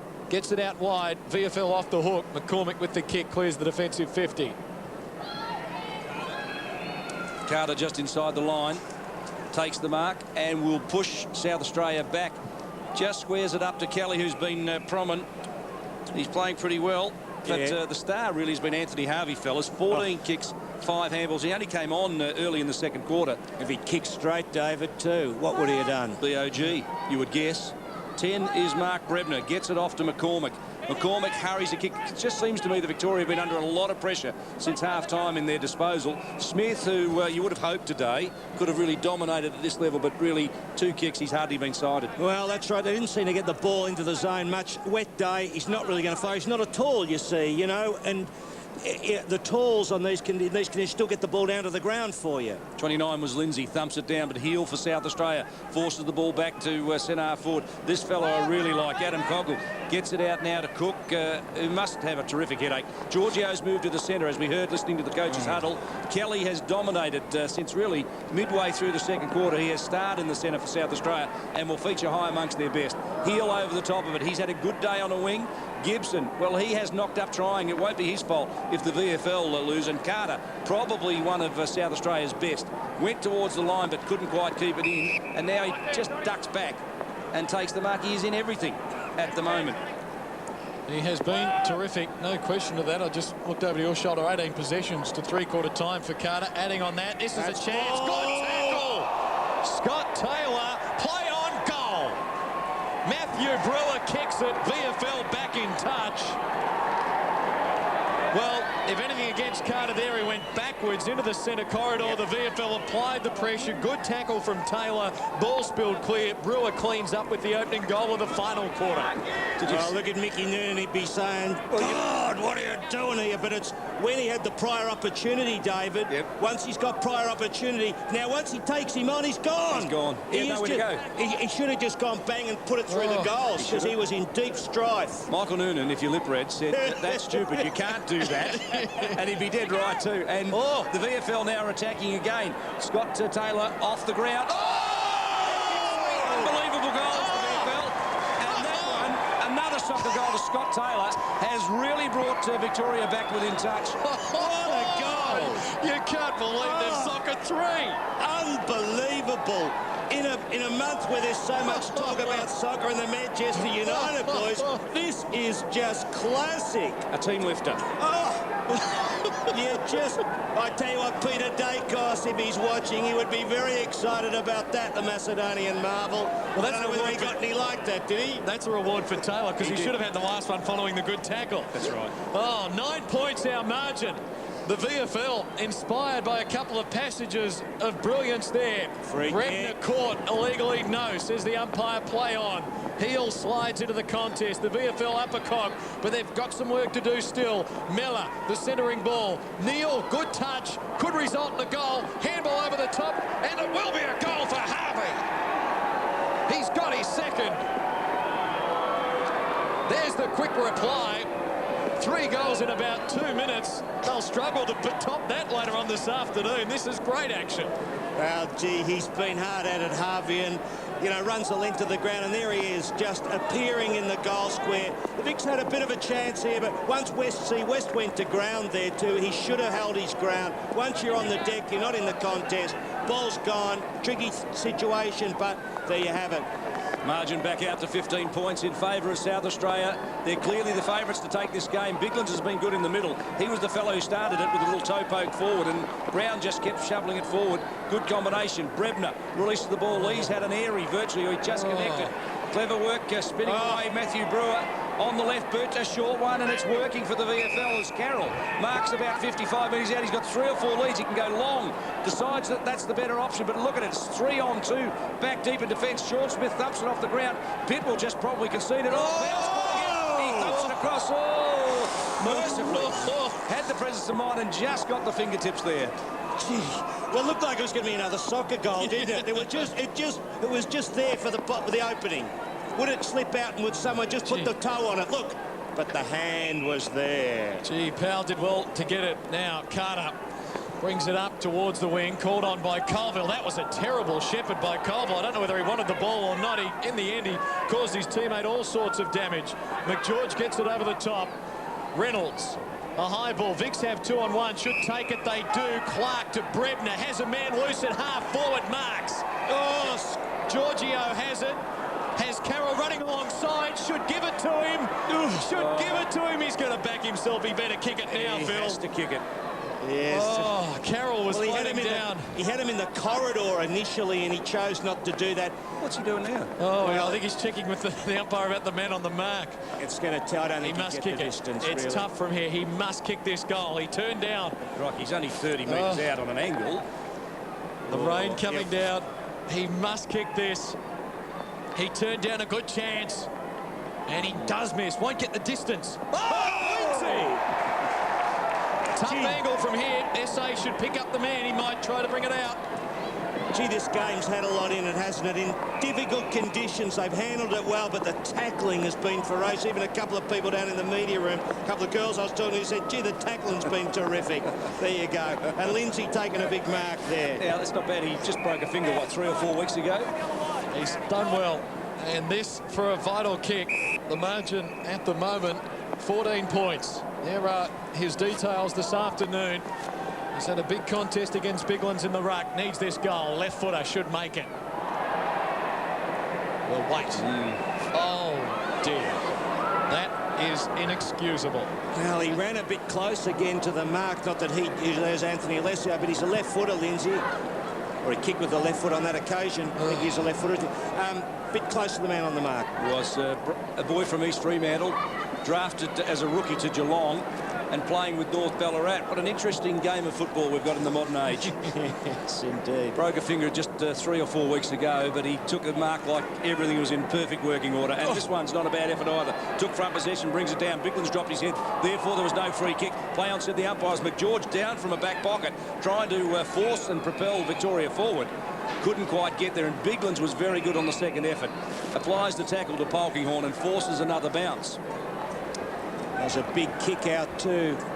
I hope you're enjoying this throughout Victoria, South Australia and New South Wales. I think if you're Victorian, I hope you're enjoying this throughout Victoria, South Australia and New South Wales. I think if you're a Victorian supporter, you'd be a little disappointed with where the Vicks are at the moment, but I guess that's, I suppose, an indication of the strengths of the competitions, Phil, and I suppose the money involved. Oh, yeah, yes, and there's been not much in the game. No. I mean, you look at it there, what are we, 13 points? She's still a tight old encounter.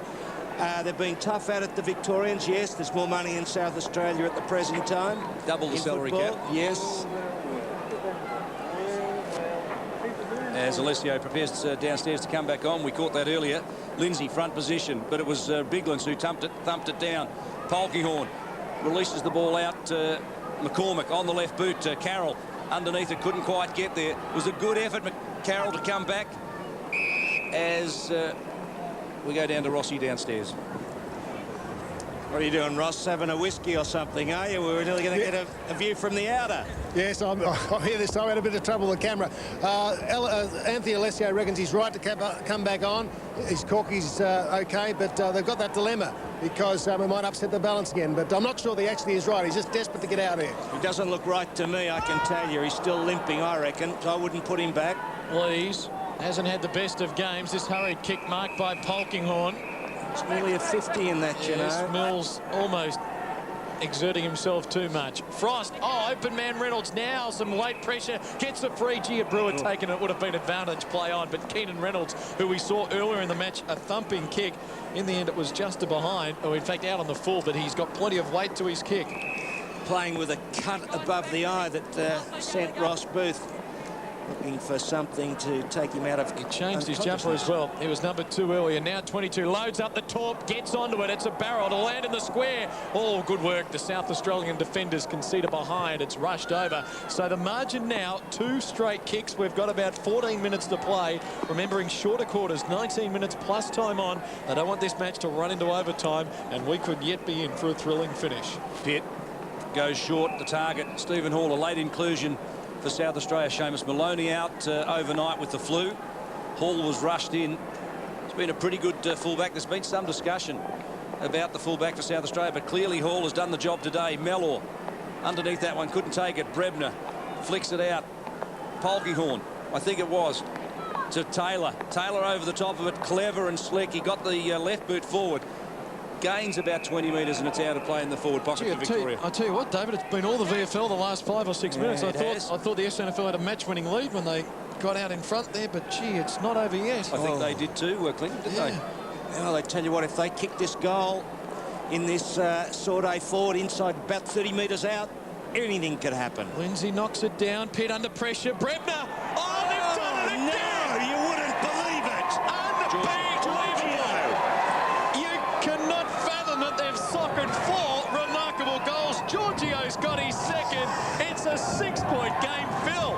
They had soccer training this week from David Beckham, surely. Well, I think the name Giorgio's about appropriate for a goal at this stage off the deck, isn't it? Mightn't be a name playing with Manchester United, but there's plenty of other clubs where it'd be very prominent. What a goal.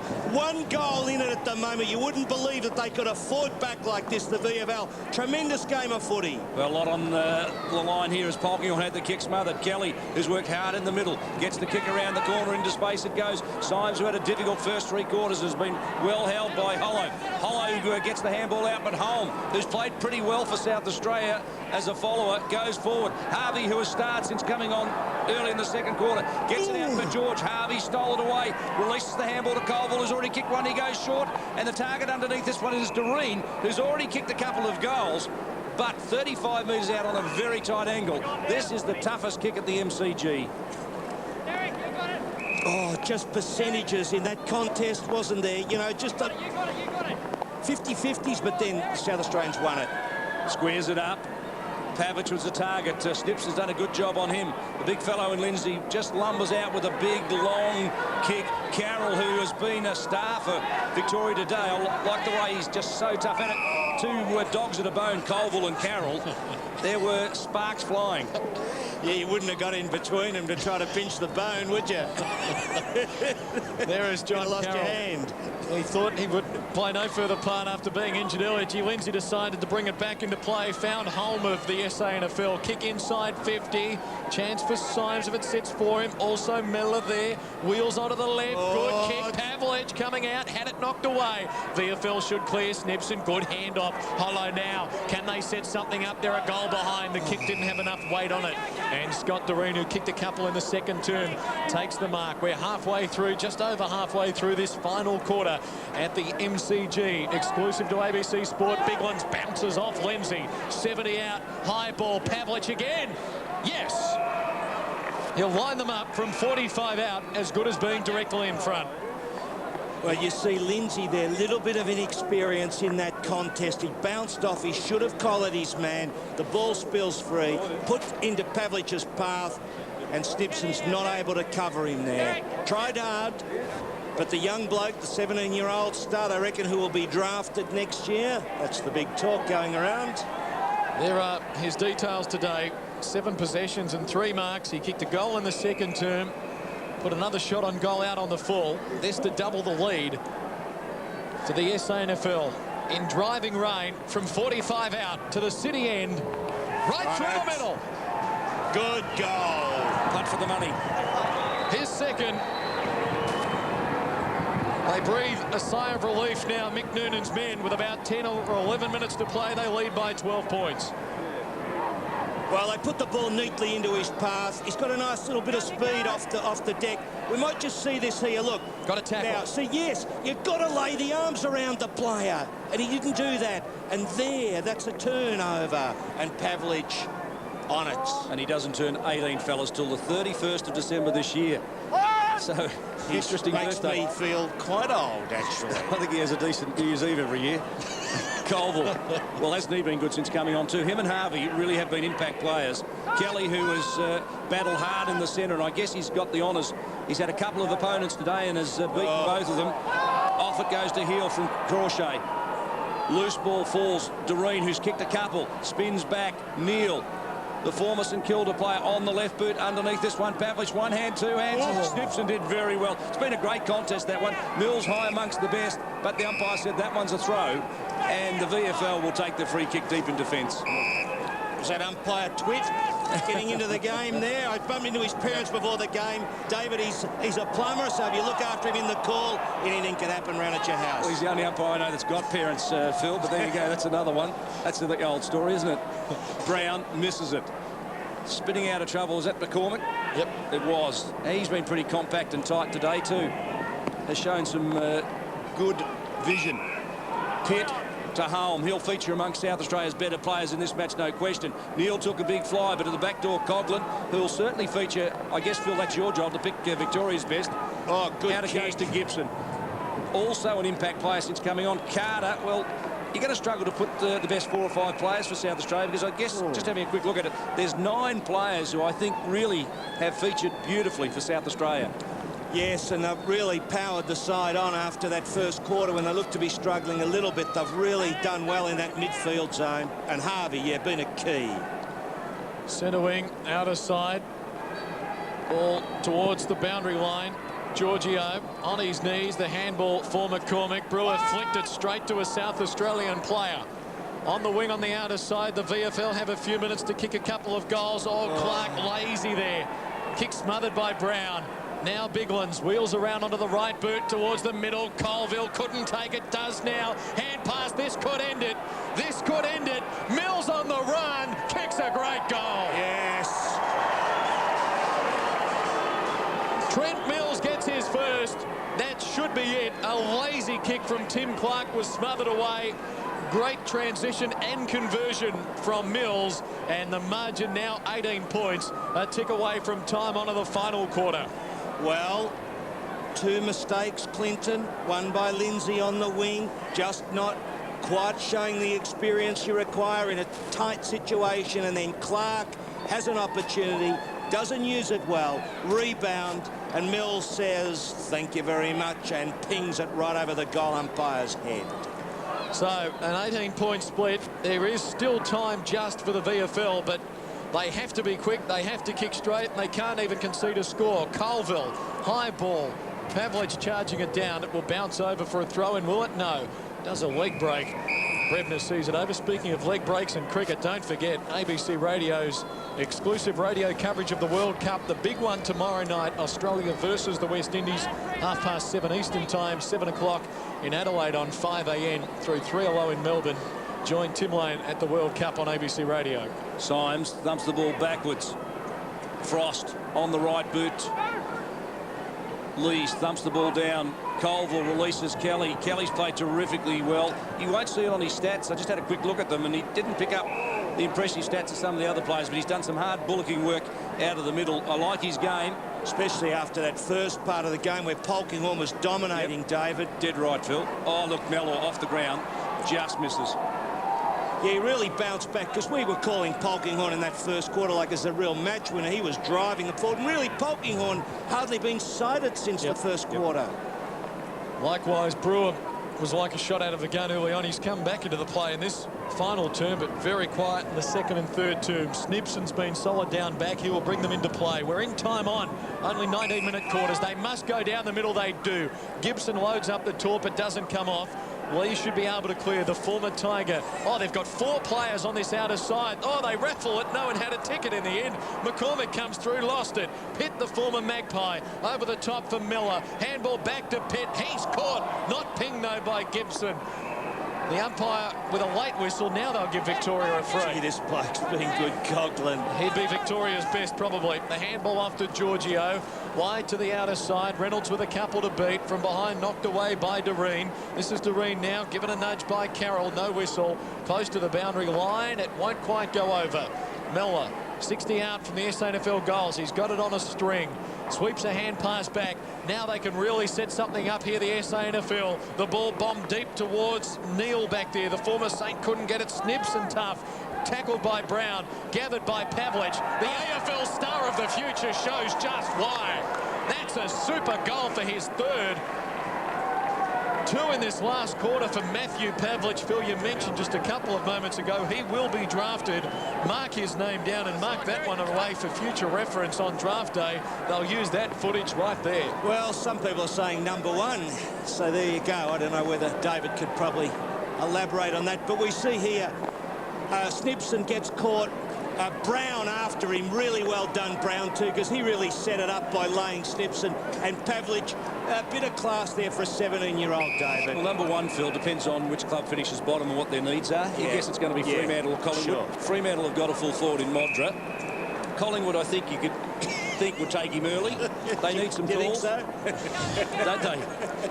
But he's certainly going to be taken in the top 10, and I think there's not much difference between 1 and 10. Has he got a manager? He'll get one soon, I promise you. Hey, Phil's asking for a damn good reason, David. It was a loaded question. You're amongst the money. Oh, no, I'm just pretty friendly with Peter Jess, that's all. Carroll, as you would be. A couple of new Labor boys. Giorgio releases the ball. I think that was McCormick on the left boot. Brown. It's pretty tough when some of these players with wet hair. It was McCormick, the left footer. Giorgio played with Norwood. Gibson, trip, was accidental, no question.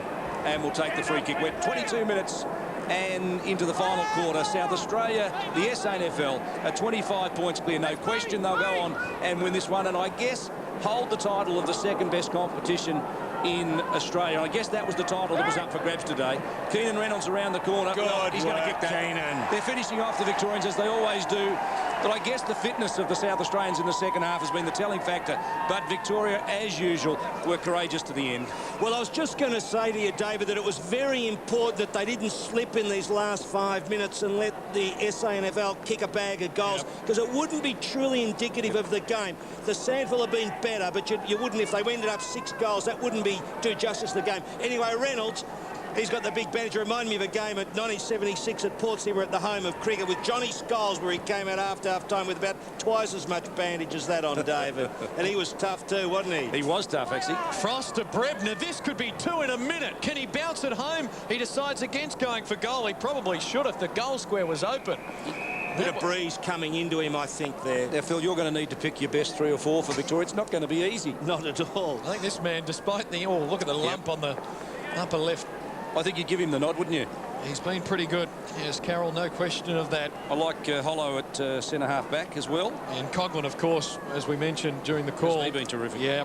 VFL can get a goal. Reynolds, Brebner off the ground, had it, couldn't get it. VFL have 6 players in the square, just couldn't get the footy over for a throw in. Maybe a couple of minutes to go. Lee's with a smile on his face.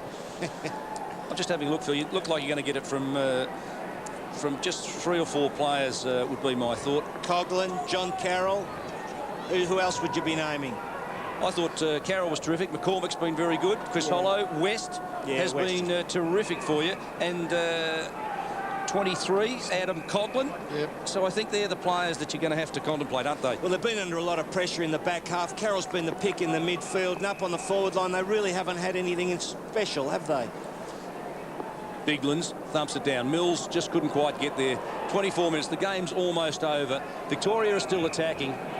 And you guess fellas, to be fair, a 19-point scoreline, 3 odd goals. Yeah, is about... That's about right. I suppose the VFL would ask the injury to Keenan Reynolds, which took Carroll off the ground at the same time. That did the momentum went with the SANFL at that time. They got 3 quick goals, and that was about the margin at the finish. So injuries do play a part in football. McCormick over the top. Giorgio misses it. Heel, who's been very good on a wing, just couldn't quite gather it in. Reynolds snaps for goal. He might... he misses. He's been tough, though. We've got to take out after him, too, yes. in that first part where he stifled Lees. Lees never was able to run out. And Lees got a few more kicks when he went off the ground and was a bit more creative. Pitt chips it to himself, will drive it long. The intended target will be Kelly. Takes it on his chest, goes quickly, sends it towards the wing. Keeping it in play home, close to the boundary line. The margin 18 points in favour of the SANFL. Good delivery too. Spots it up. Now a chance for Waite. Fires it on goal, misses everything. Ed Harvey short too. Out of bounds on the full. Ah, yes. Didn't miss a beat. Lost his hat, but gee, they can battle on. He could have smiled and I think he did. Participated. Harvey was short, by the way, fellas, so a real opportunity going missing. Now, Port Adelaide are so disciplined, and Waite comes from Port Adelaide. That would be one of the rare occasions you'll see somebody have a shot. I guess it was a moment of glory, thought. Could have been. Late in the game, you've got the game won, you've got the goals, and you've spent most of the game on the bench. Get your name in the paper tomorrow. McGeorge. Is he off? No, he wasn't. He's been tough out of a back pocket, hasn't he? Yep. And short he goes. Well, that was one of the rare mistakes, I guess, that Troy West has made. He'll feature in the top 5 or 6 Victorians. He has been tough and down today, plenty of pressure under him, and he stood under it well. So too is this man, Stephen Pitt. I look for 10 South Australians. He's amongst the best players, but I don't know there's much difference between 1 and 10. It's going to be very difficult to pick the medalist today. As Brown, who must feature, he'll be in the top 3, no question, just on sheer weight of possession. How old's Brown? 29. Got the first, I reckon, there's only been a couple of 50 metres in the game. 29-year-old, yeah. Gee, he's a well-proportioned bloke, isn't he? He's a really strong, tough-at-it left footer. He is. No frills.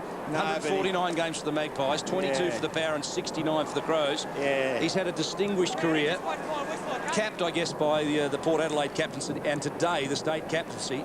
A great honour, and I guess an indication for him is that he was named Port Adelaide's best players in the finals last year, premiership year, and they measure that as much as anything, because they are really red hot, and it's fitting that the South Australian skipper, right on the final siren, gets South Australia's final goal. They're 12 goals 11, defeating Victoria 8 goals 11, 4 goals the margin. I guess in the final wash was a pretty fair result. Brown, I think, fellas, I might have given him my 3rd best player as time rolls on. I went for Harvey as the best. He came on early in the 2nd quarter, just knocked up kicking possessions. He just found plenty of the ball. And I think Carter from a halfback flank was terrific. Brown roving, Mills, Kelly, Biglan's, Heel, Holm, Hall, Doreen and Pitt. I couldn't separate perhaps the last 3 to 10. It was a very even performance by South Australia, and I guess Michael Noonan would be very pleased. Well, let's go down to Ross, who's got Michael Noonan with him. Ross. Yes, well, finally, Michael, we've got to stand in this rain. A good win to the South Australian National Football League, but a competitive game overall. Well, I think under the conditions, it's you know, the sides even up a little bit, no matter who was in, you know, going into it in front. But in the end, I think it was just a little bit of extra ability on the South Australian side. A very, very competitive game, but you know, there were just 1 or 2 players that stood up a bit for us. Yeah, who were those couple of players? Well, I thought Harvey, as soon as he came on, he had an impact in the game. Biglan's was good all day. Holm worked very, very hard, and Carter on a halfback flank, I thought was terrific. Yeah, well, that's what the commentators are saying. They must be good judges. Very astute judges up there. Well, so it was a good win for the South Australian National Football League, but the VFL fought on pretty well, and it was very competitive. Do you think your boys were you were very excited at 3/4 time? They didn't relax. Did you get a fright when the Vic came back a bit? Oh yes, but I think you know, they put in the Vics, and I guess at this level of competition, it's going to be terrific if we can develop a structure like this, where you know we play against them and vice versa. West Australia, Tasmania, it doesn't matter. And I think our boys in particular look forward to this sort of competition, this sort of game. So So it's just unfortunate for the day, but nevertheless, a good performance from our side. Thanks very much for talking to us, and Mick, we can't let you go without saying, look, Melbourne weather might be bad, but it wasn't as bad as last Saturday night at Football Park, was it? That's right. Okay, good on you. Michael Noonan, the coach of the South Australian National Footy League, and we'll have our man of the match very shortly for you, South Australian viewers. Terrific. Thank you for that, Ross Booth, as the successful SANFL players make their way off of the MCG. 24 points, the margin here in what was a pretty good game. And in the balance, gentlemen, until about that last 5 or 6 minutes, Victoria came back, fought it out well. I knew South Australia had the money when Phil Cleary went for his wallet about the 20-minute mark of the final quarter. What a decent man Mickey Noonan is. I don't know if he could see Ross Booth. He had that much rain on his clothes. I'm going to suggest Ross give him a little wipe for him. But it was great. It's great to hear the coaches like just get into the huddles there during the course of the game. You see Mickey Noonan. He's always a character and hearty sort of bloke. But you know, David, the way they played after quarter time sort of reflected the things he had said. So it's great for the viewers to see Noonan, wasn't it? Quarter time we spotted him. Yes. And that, you know, that was how you had to play. Just get it forward, and they did, and they won the game. That gives Mickey 4 from 4 in state games, so his record is terrific. And I think you're 100% right. The things that he discussed with the team is what they did, and that's where they won the game. Yeah, so it was great. Let's go down now to Ross Booth with our best player from this state match. Ross. Yes, Vic Safe man of the match is Anthony Harvey from the South Australian National Footy League.